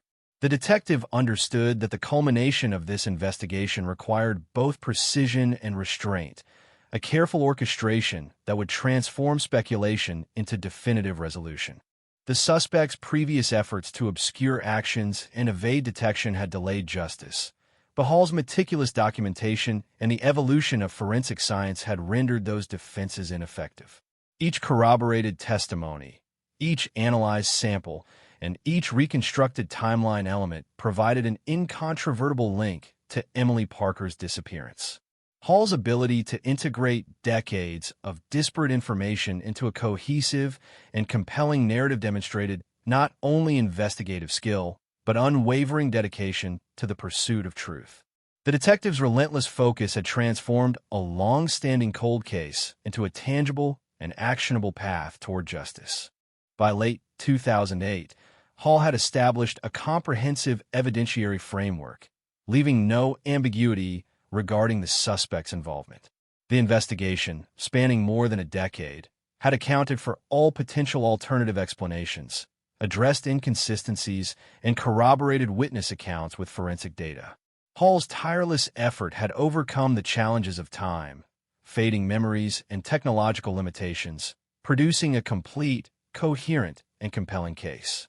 The cold case, once defined by uncertainty and frustration, now pointed unmistakably toward a single individual, ready to confront the consequences of actions long concealed in shadow.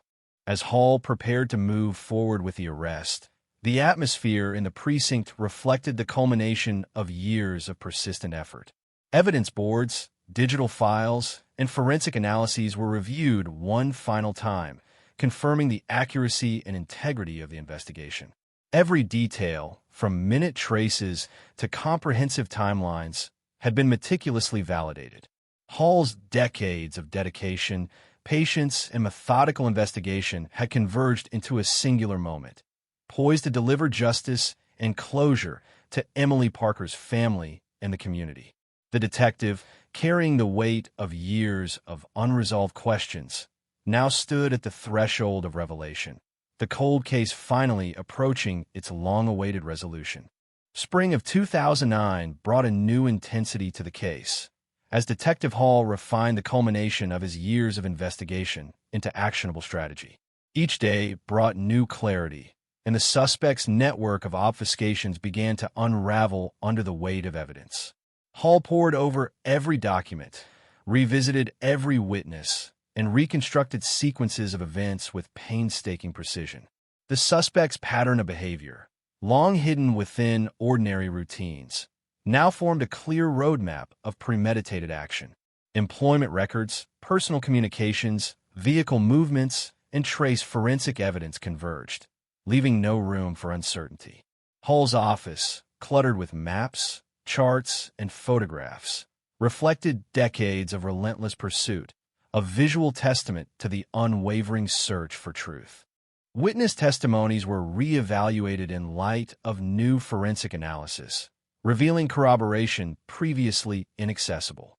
Individuals who had been silent or unsure in earlier years now provided statements that clarified the suspect's actions on the night of Emily Parker's disappearance. Hall mapped these accounts against surveillance data, delivery logs, and city maintenance records, producing a precise chronology.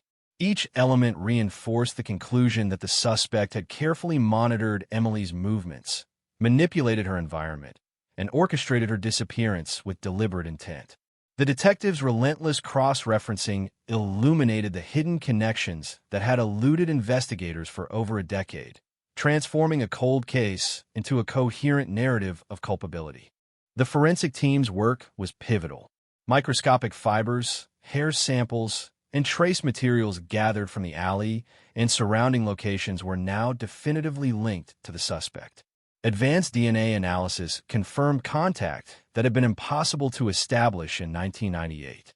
Hall meticulously cataloged each piece of evidence, ensuring that the integrity of the case would withstand scrutiny in court. The chain of custody was carefully maintained, and the sequence of discovery documented with precision, reflecting the diligence that had become the hallmark of Hall's approach.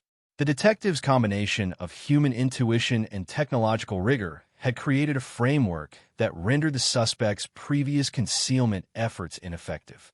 Hall also examined the psychological profile of the suspect, uncovering a pattern of calculated manipulation, observation, and control. The suspect had exploited environmental variables, monitored routines, and leveraged social interactions to remain undetected. Hall's analysis revealed a methodical approach that explained the long-standing elusiveness of the perpetrator, providing insight into both motive and opportunity. The detective's reconstruction of behavioral patterns complemented the forensic evidence, producing a compelling narrative that connected actions to intent and timelines to the physical presence of the suspect in key locations. Community members, long burdened by fear and uncertainty, were cautiously reintegrated into the investigation. Witness statements were solicited with sensitivity, balancing the need for detailed recollection against the trauma of recalling a disturbing event. Each account contributed to a layered understanding of the suspect's behavior and reinforced the links established through forensic evidence.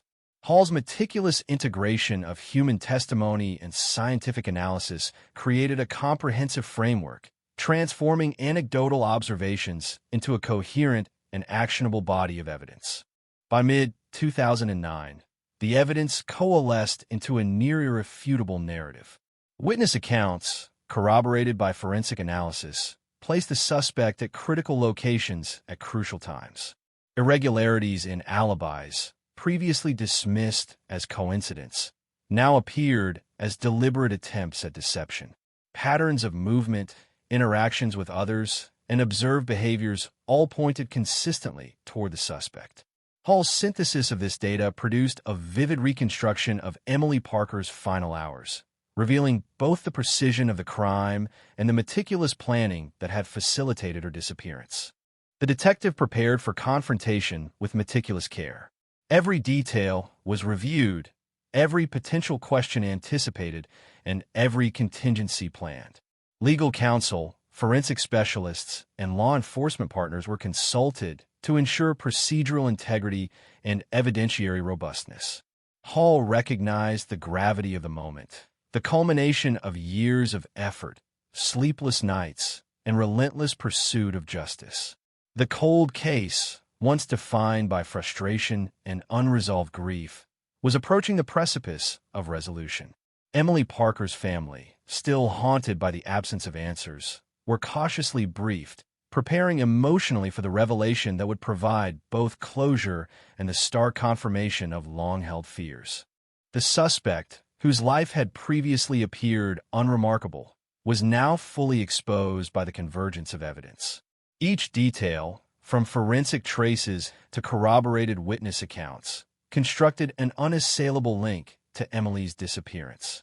The meticulously reconstructed timeline, aligned with behavioral analysis, confirmed the premeditated nature of the crime. Hall's tireless dedication, spanning more than a decade, had transformed a cold case into a comprehensive and compelling case for prosecution. The detective's persistence, insight, and methodical approach ensured that the path to justice was not only achievable but inevitable. As Hall prepared for the arrest, he considered the broader impact of the investigation. The community, long shadowed by the unresolved mystery, would finally experience a measure of relief and closure. Emily Parker's family would confront the reality of her fate, armed with irrefutable evidence that illuminated the truth after decades of uncertainty. The detective's efforts underscore the importance of persistence, the integration of evolving forensic science, and the careful analysis of human behavior. Each element, meticulously documented, contributed to a case that bridged the gap between past failure and present accountability. In the quiet moments before the final steps of the investigation, Hall reflected on the enormity of what had been accomplished. The convergence of years of painstaking work, technological advancement, and human courage had produced a resolution that once seemed impossible. The cold case, defined for over a decade by absence and ambiguity, now stood as a testament to the relentless pursuit of justice.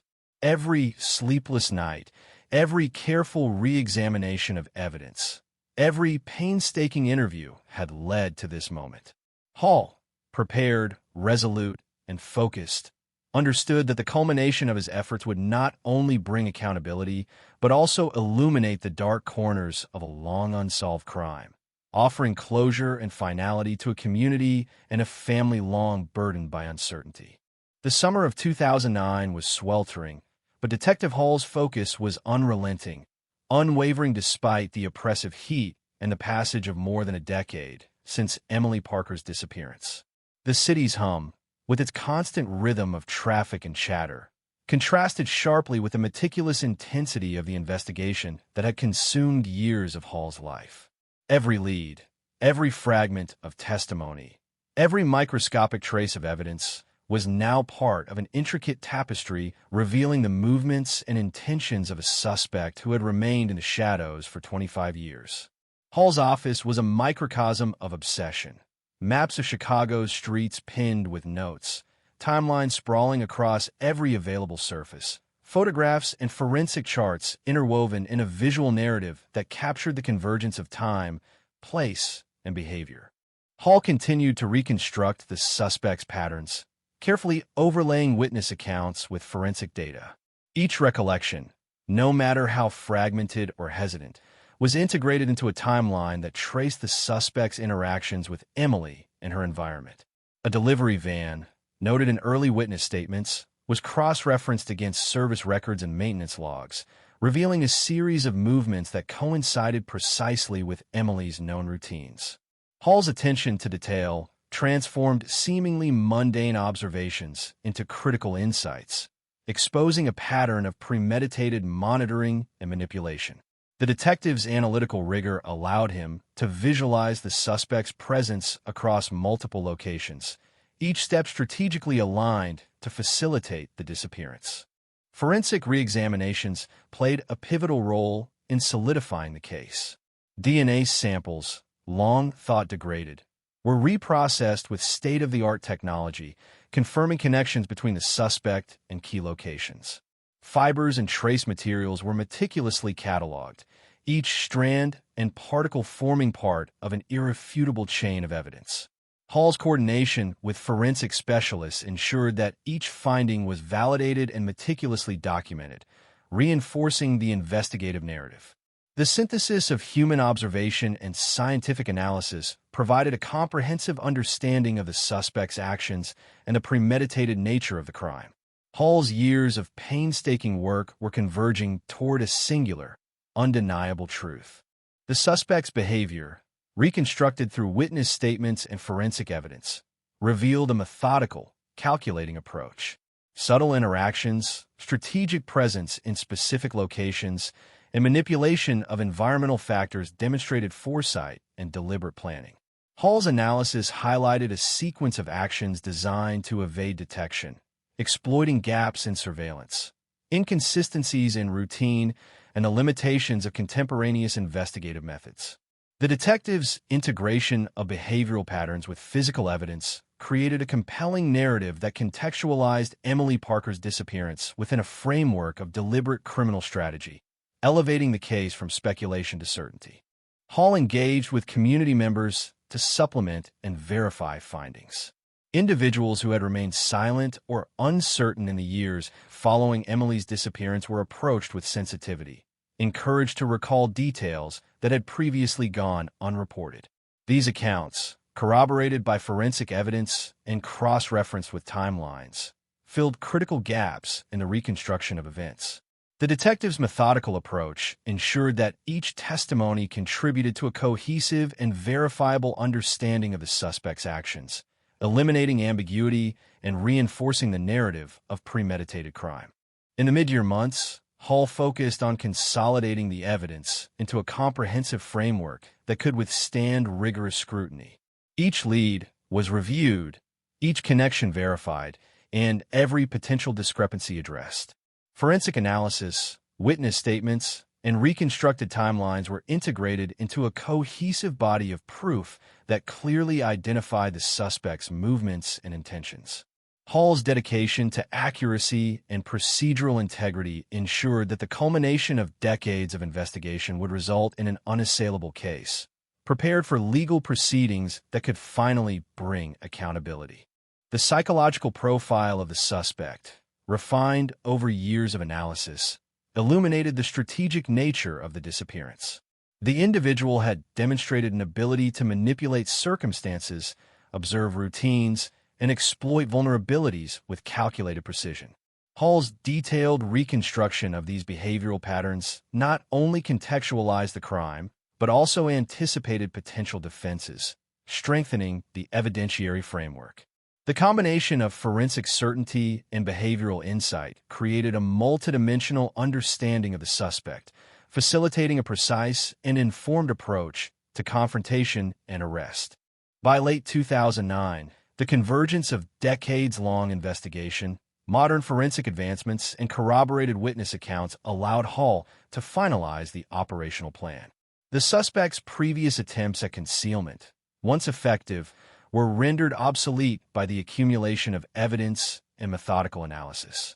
Hall meticulously prepared for the execution of the arrest, coordinating with legal teams, forensic specialists, and enforcement personnel to ensure procedural adherence and evidentiary integrity.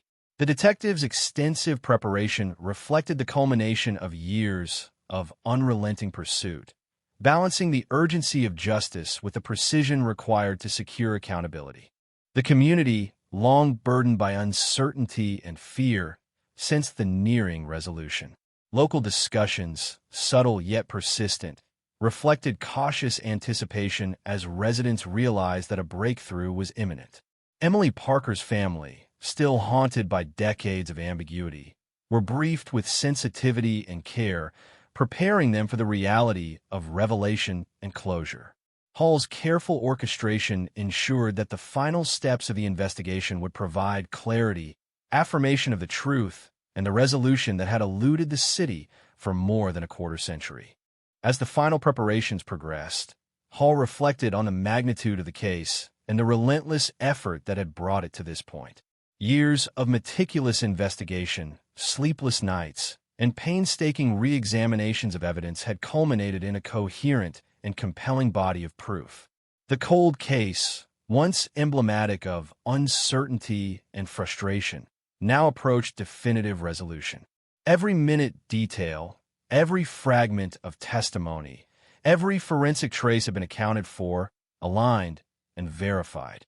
The detectives' dedication, persistence, and strategic acumen had transformed decades of ambiguity into a clear and actionable narrative.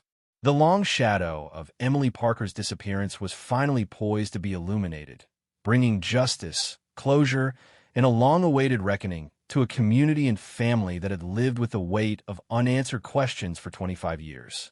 As autumn 2009 settled over Chicago, Detective Hall moved with a quiet urgency, driven by the culmination of more than a decade of relentless investigation. Every street, every alleyway, every forgotten corner of the city seemed to pulse with memory and possibility. Hall's office, cluttered with evidence boards, maps, photographs, and forensic charts, reflected a landscape of investigation that spanned 25 years, each element meticulously documented and interwoven into a coherent narrative. The city outside hummed with oblivious energy, unaware of the intricate orchestration that had exposed the movements and intentions of the suspect responsible for Emily Parker's disappearance. Hall's reconstruction of the suspect's behavior revealed an individual capable of calculated observation and manipulation. Minute inconsistencies in employment logs, vehicle registrations, and personal communications, previously dismissed as coincidence, now formed a discernible pattern of deliberate action. Witness statements, re-evaluated in conjunction with forensic evidence, painted a chilling portrait of premeditation. The detective cross-referenced each account, mapping interactions to locations and timelines, producing a detailed sequence that aligned with both physical and behavioral evidence. Each connection reinforced the conclusion that Emily Parker's disappearance had been orchestrated with meticulous planning and strategic concealment. Forensic advancements played a pivotal role in solidifying the case. DNA analysis, previously limited by technological constraints, now confirmed direct contact between the suspect and locations associated with Emily. Trace fibers, microscopic residues, and environmental materials collected from the alley and surrounding areas were matched to the suspect's known possessions and habits. Hall meticulously documented every correlation, creating an irrefutable chain of evidence. The integration of forensic findings with witness testimonies and behavioral reconstruction transformed disparate fragments into a cohesive and compelling narrative of guilt. Hall also revisited the psychological profile of the suspect, illuminating a pattern of strategic manipulation, surveillance, and concealment. The individual had observed Emily's routines, exploited environmental vulnerabilities, and leveraged social interactions to remain undetected for decades.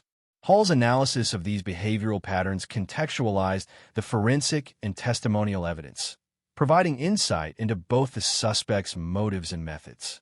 The detective's synthesis of behavioral and material data allowed him to anticipate the suspect's actions and identify points of vulnerability critical to the final resolution of the case. Community engagement became increasingly important as Hall approached the culmination of the investigation.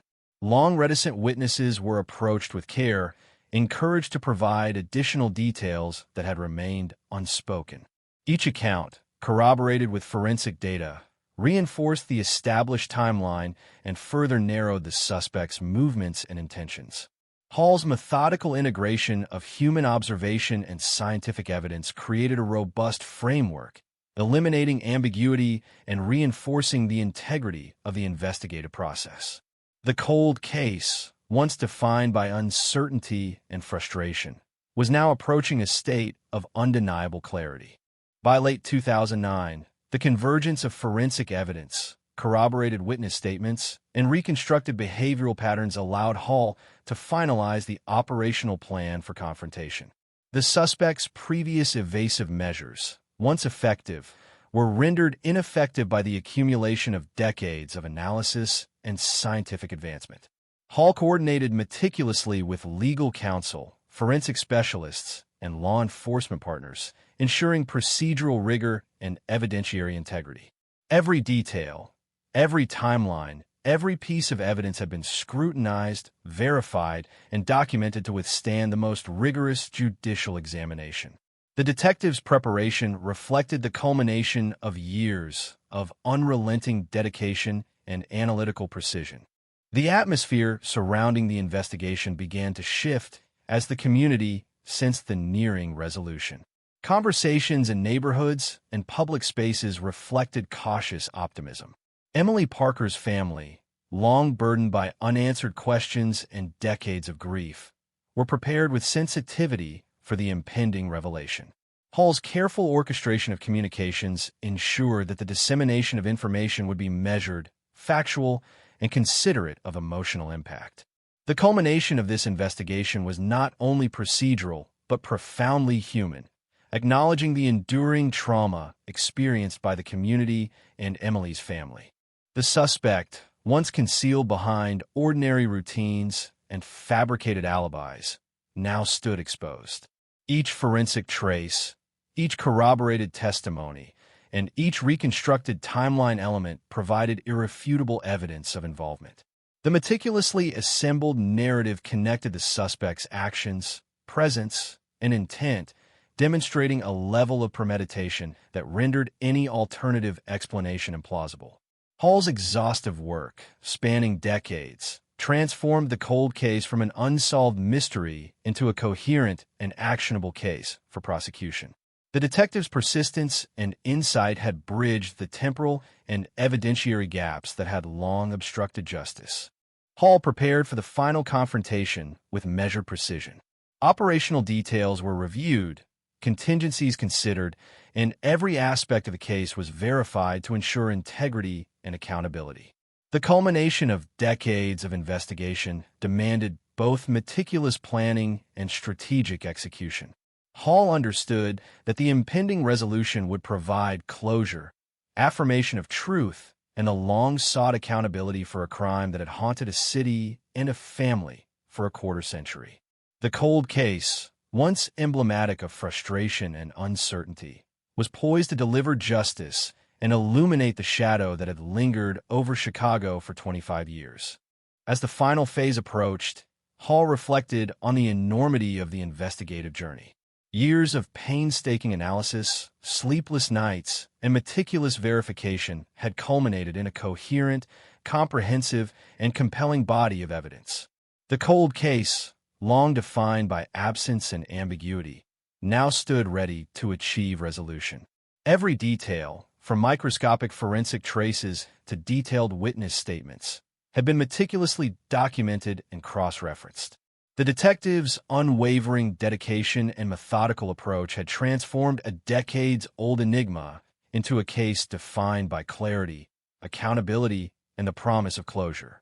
Chicago, unknowingly, awaited the final revelation as the long shadow of Emily Parker's disappearance prepared to be finally illuminated. Winter descended on Chicago in early 2010, casting a cold and unforgiving atmosphere over the city streets, mirroring the decades-long chill that had enveloped Emily Parker's disappearance. Detective Hall moved with relentless determination, the weight of years and the gravity of the investigation pressing upon him, yet his focus remained unbroken. Every alley, every shadow, every overlooked clue held significance in the intricate mosaic of evidence he had constructed. Hall's office had become a command center of memory and discovery. Walls covered in maps, timelines, photographs, and forensic charts that traced the suspect's movements with painstaking precision. The city outside carried on in oblivion, unaware of the meticulous orchestration that had finally exposed the patterns of a predator who had eluded justice for 25 years. Hall's reconstruction of the suspect's actions and behaviors revealed an individual with an almost obsessive attention to detail, capable of manipulating environments and relationships to remain undetected. Employment logs, vehicle records, and communications that once seemed mundane now formed a coherent and incriminating pattern. Witness statements, re-examined in conjunction with modern forensic analysis, illuminated the suspect's premeditated monitoring and manipulation of Emily's routines. Hall meticulously correlated each account with environmental conditions, surveillance records, and the spatial dynamics of the city, producing a detailed timeline that demonstrated both opportunity and calculated intent. Each connection reinforced the notion that Emily's disappearance was not the product of chance, but of deliberate orchestration. Forensic breakthroughs played a crucial role in solidifying the evidentiary framework. DNA traces, microscopic fibers, and environmental residues collected from the alley and other pertinent locations were now conclusively linked to the suspect. Hall documented each correlation, creating a verifiable chain of evidence capable of withstanding judicial scrutiny. The synthesis of human testimony and scientific analysis transformed isolated fragments into a comprehensive narrative, exposing the deliberate and calculated actions of the suspect. The detective's integration of behavioral patterns and material evidence ensured that the case had moved beyond conjecture into the realm of undeniable proof. Hall also refined the psychological profile of the suspect, revealing a pattern of deliberate observation, manipulation, and concealment. The individual had studied Emily's habits, monitored her movements, and exploited environmental variables to remain undetected. Hall's analysis contextualized the forensic evidence and witness accounts, providing a multidimensional understanding of motive, opportunity, and method. The integration of behavioral insight with tangible evidence enabled the detective to predict potential actions anticipate defenses, and identify points of vulnerability critical to the final confrontation. Engagement with the community continued to yield valuable information. Witnesses who had been reticent or uncertain in previous years came forward with detailed recollections, filling in gaps and reinforcing the investigative timeline. Hall carefully validated each account against physical evidence and documented sequences, ensuring the accuracy and reliability of every contribution. The integration of these testimonies with forensic analysis created a cohesive and compelling narrative, eliminating ambiguity and reinforcing the certainty of the case. The cold case, long defined by uncertainty and frustration, now approached a state of clarity and actionable resolution. By mid-2010, Hall had constructed an airtight framework for the confrontation and arrest of the suspect. Each lead had been scrutinized, each potential discrepancy addressed, and all evidence verified and documented. Forensic data, witness statements, and behavioral reconstruction were synthesized into a singular narrative that unequivocally implicated the suspect in Emily Parker's disappearance. Hall's methodical approach ensured that the culmination of decades of investigation would achieve procedural integrity and legal robustness. The detective's preparation reflected not only investigative skill, but also an understanding of the emotional and psychological weight carried by the community and Emily's family.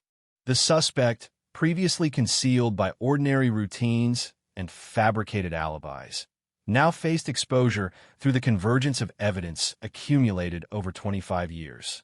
Each forensic trace, corroborated testimony, and reconstructed action demonstrated premeditation and deliberate concealment. Hall's exhaustive analysis transformed a once intractable cold case into a coherent and prosecutable narrative, bridging the temporal, evidentiary, and psychological gaps that had long obstructed justice. The detective's dedication and persistence had ensured that the long shadow of uncertainty surrounding Emily Parker's disappearance was poised to be lifted. As the operational phase for apprehension approached, Hall meticulously reviewed every aspect of the case. Contingencies were considered, legal counsel consulted, and coordination with law enforcement partners finalized. The culmination of years of investigation demanded both precision and careful execution. Hall's careful orchestration ensured that the arrest would be both effective and defensible, preserving the integrity of the case while providing closure to a community long burdened by uncertainty. The detective's preparation exemplified the synthesis of analytical rigor, procedural diligence, and unwavering commitment to justice. The atmosphere within the precinct reflected the culmination of decades of effort. Evidence boards, digital files, forensic analyses, and timelines had all been scrutinized and verified. Every detail, no matter how minute, had been documented and cross-referenced, creating a framework that was resilient to challenge. Hall's decades of persistence had transformed a long-standing cold case from an unresolved enigma into a coherent and compelling narrative of crime and accountability. The community, once defined by fear and speculation, was now on the threshold of revelation and justice. As Hall contemplated the impending confrontation, he reflected on the journey that had brought him to this point. Years of painstaking reconstruction, sleepless nights, meticulous verification, and unwavering commitment had converged into a moment of truth. The cold case, once emblematic of ambiguity and frustration, now stood ready to deliver clarity, accountability, and closure. Every piece of evidence, every witness account, every behavioral analysis had been meticulously documented, integrated, and validated. Detective Hall, prepared and resolute, was poised to illuminate the truth behind Emily Parker's disappearance, offering a long-awaited reckoning to the community and the family that had borne the weight of unanswered questions for 25 years. Early 2010's winter in Chicago was relentless, a mirror to the long, cold weight of Emily Parker's family and the city itself. Yet Detective Hall pressed forward, undeterred. Every file, every map, every forensic report was scrutinized with a meticulousness born from years of obsession and dedication.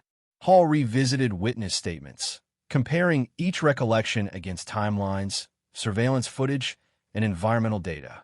Patterns emerged, subtle yet undeniable.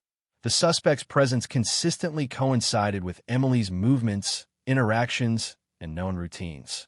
Each fragment of information, once isolated and seemingly inconsequential, now connected into an intricate web of premeditated activity. Hall's office became a temporal hub, a map of past events reconstructed in obsessive detail, where each pin, chart, and photograph illuminated the sequence of a crime that had haunted the city for over a decade. The suspect's pattern of behavior revealed a calculating individual skilled at evasion and manipulation. Employment gaps, anomalies in vehicle logs, and subtle inconsistencies in communication records now presented a coherent portrait of premeditation. Hall cross-referenced these anomalies with witness observations, confirming proximity and timing with alarming precision. Each revelation reinforced the theory that Emily Parker's disappearance was orchestrated with deliberate intent, and that every prior investigative obstacle had been skillfully navigated by a suspect aware of detection methods and able to exploit their limitations. Hall's analytical rigor transformed these decades-old clues into a solid framework of actionable intelligence. Forensic re-examinations proved decisive in cementing the suspect's connection to the case. DNA, once degraded or inconclusive, was now analyzed with advanced technology, confirming contact with locations integral to Emily's disappearance.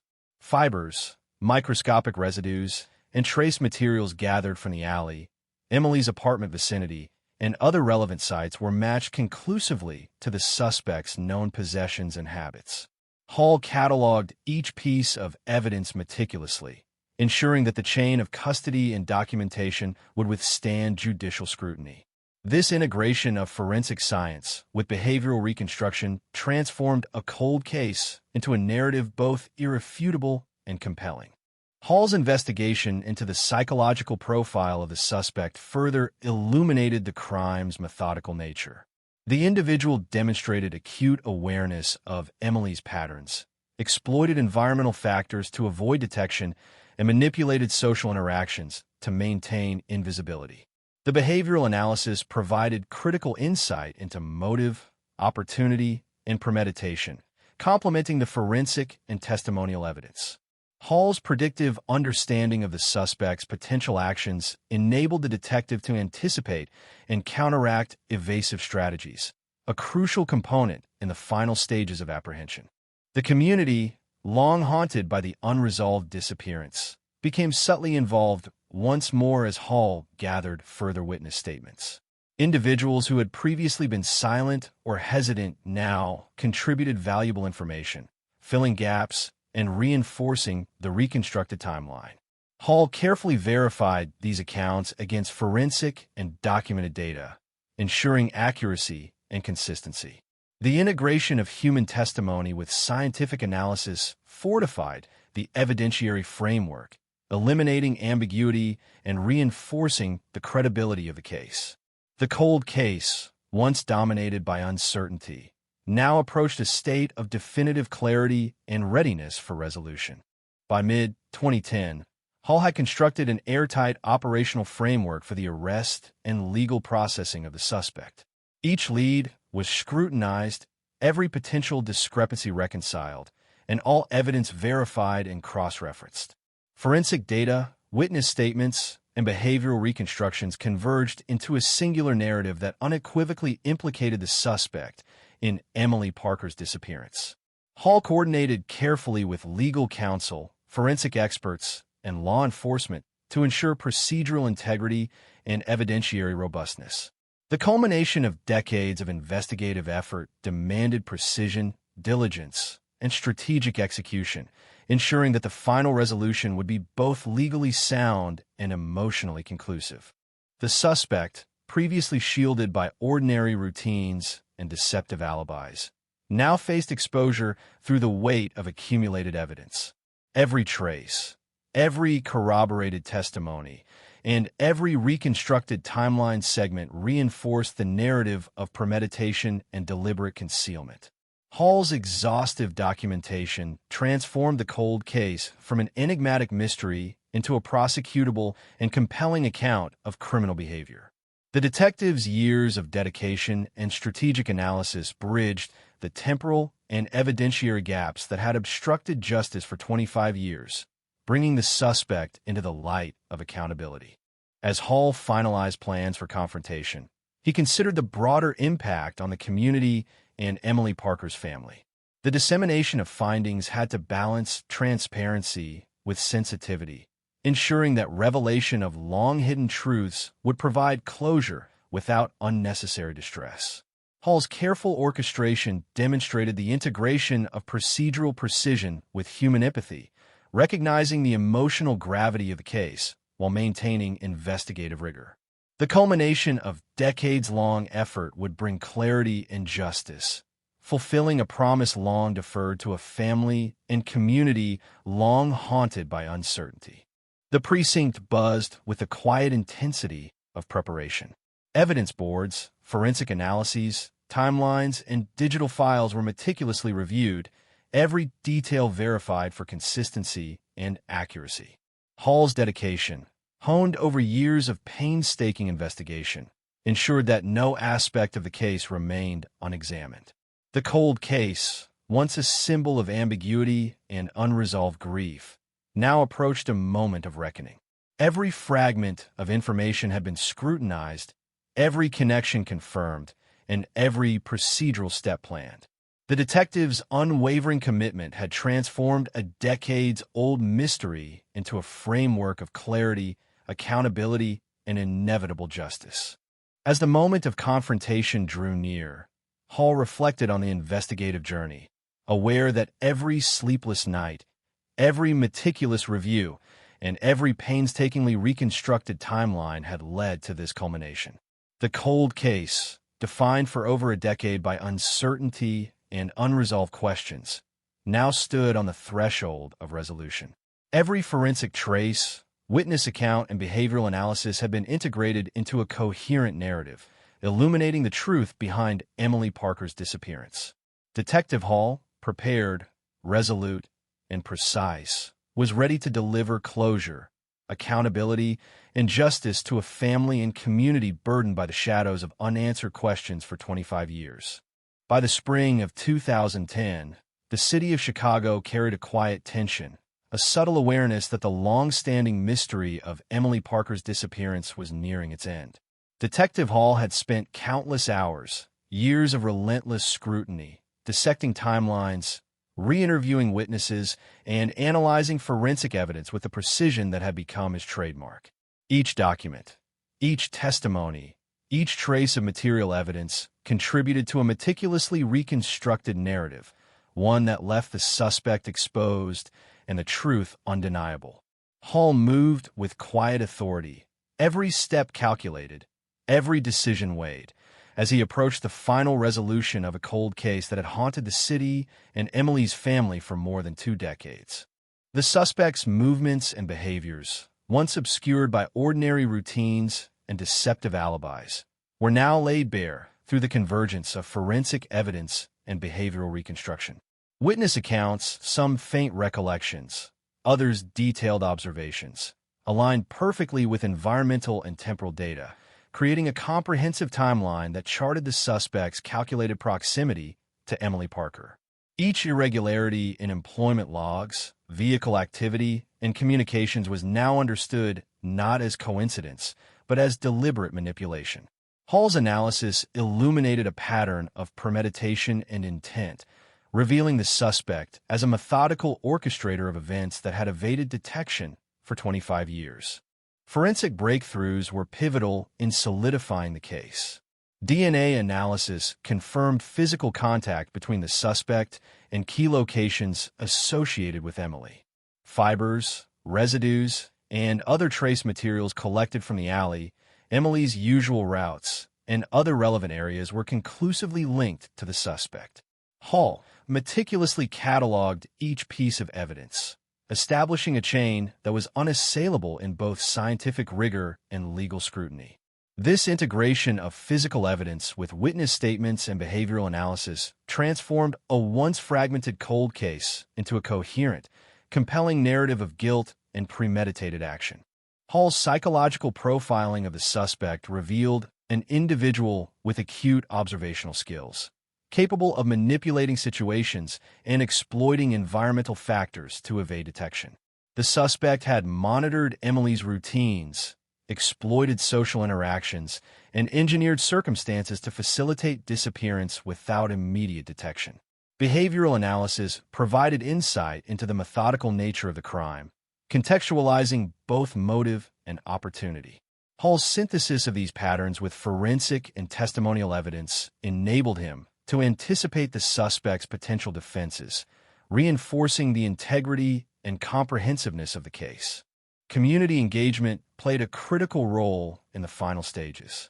Witnesses, previously hesitant or silent, were encouraged to provide detailed accounts, filling gaps in the timeline and corroborating the reconstructed movements of both Emily and the suspect. Hall validated each account, cross-referencing them against forensic evidence and established timelines to ensure accuracy and consistency. The integration of these human testimonies with physical evidence strengthened the case's credibility, leaving little room for doubt or alternative interpretation. The cold case, once dominated by ambiguity and frustration, was now moving decisively toward resolution. By mid-2010, Hall had finalized the operational plan for apprehension, ensuring that every aspect was meticulously prepared. Forensic data, witness statements, and behavioral analyses were consolidated into a cohesive framework, establishing an incontrovertible link between the suspect and Emily Parker's disappearance.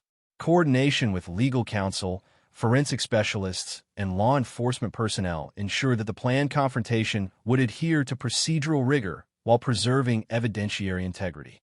The detectives' preparation reflected the culmination of years of exhaustive investigation, precise analysis, and unwavering dedication. The suspect, whose actions had long been concealed beneath the veneer of normalcy, now faced the culmination of decades of scrutiny. Each forensic trace, each corroborated statement, and each reconstructed timeline segment demonstrated deliberate orchestration and premeditation. Hall's methodical integration of decades of evidence transformed a long-standing cold case into a prosecutable, compelling narrative. The detectives' relentless pursuit bridged the temporal and evidentiary gaps that had obstructed justice, delivering a comprehensive account that illuminated the truth and ensured accountability. As Hall prepared for the final confrontation, he considered the broader implications for Emily Parker's family and the community. Communication strategies were carefully planned to provide clarity and closure, balancing transparency with sensitivity to emotional impact. The resolution of the case would not only deliver justice, but also confront the enduring grief and uncertainty that had shadowed the lives of those affected.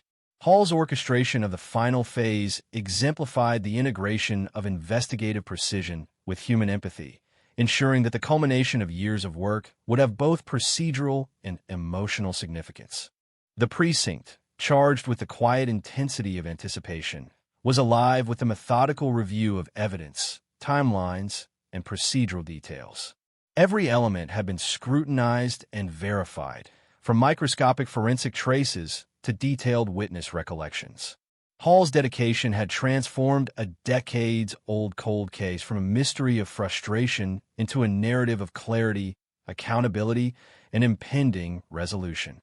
The city, largely unaware of the meticulous work unfolding within the precinct walls, was about to witness the denouement of a story long shrouded in darkness and uncertainty. As the final moments approached, Hall reflected on the magnitude of the investigative journey. Years of painstaking reconstruction, sleepless nights, and obsessive attention to detail had culminated in a coherent and compelling case. The cold case, defined for over a decade by ambiguity and unresolved questions, was now poised to deliver truth, accountability, and closure. Every forensic sample, witness account, and behavioral insight had been integrated into a unified narrative. Detective Hall, prepared, resolute, and unwavering, was ready to illuminate the mystery of Emily Parker's disappearance, providing a long-awaited reckoning and finality to a family and community burdened for 25 years by the shadow of uncertainty. The resolution of Emily Parker's case sent ripples through Chicago in the spring of 2010, a city still recovering from decades of uncertainty and fear. Detective Hall, exhausted yet unrelenting, reflected on the long road that had led to the exposure of a predator who had hidden in plain sight. Even with the suspect apprehended and justice prepared to be served, the city felt a residual tension, the kind that lingers after a storm when every shadow is observed and every street corner scrutinized anew. Hall walked through neighborhoods where whispers of the investigation had circulated for years, noting the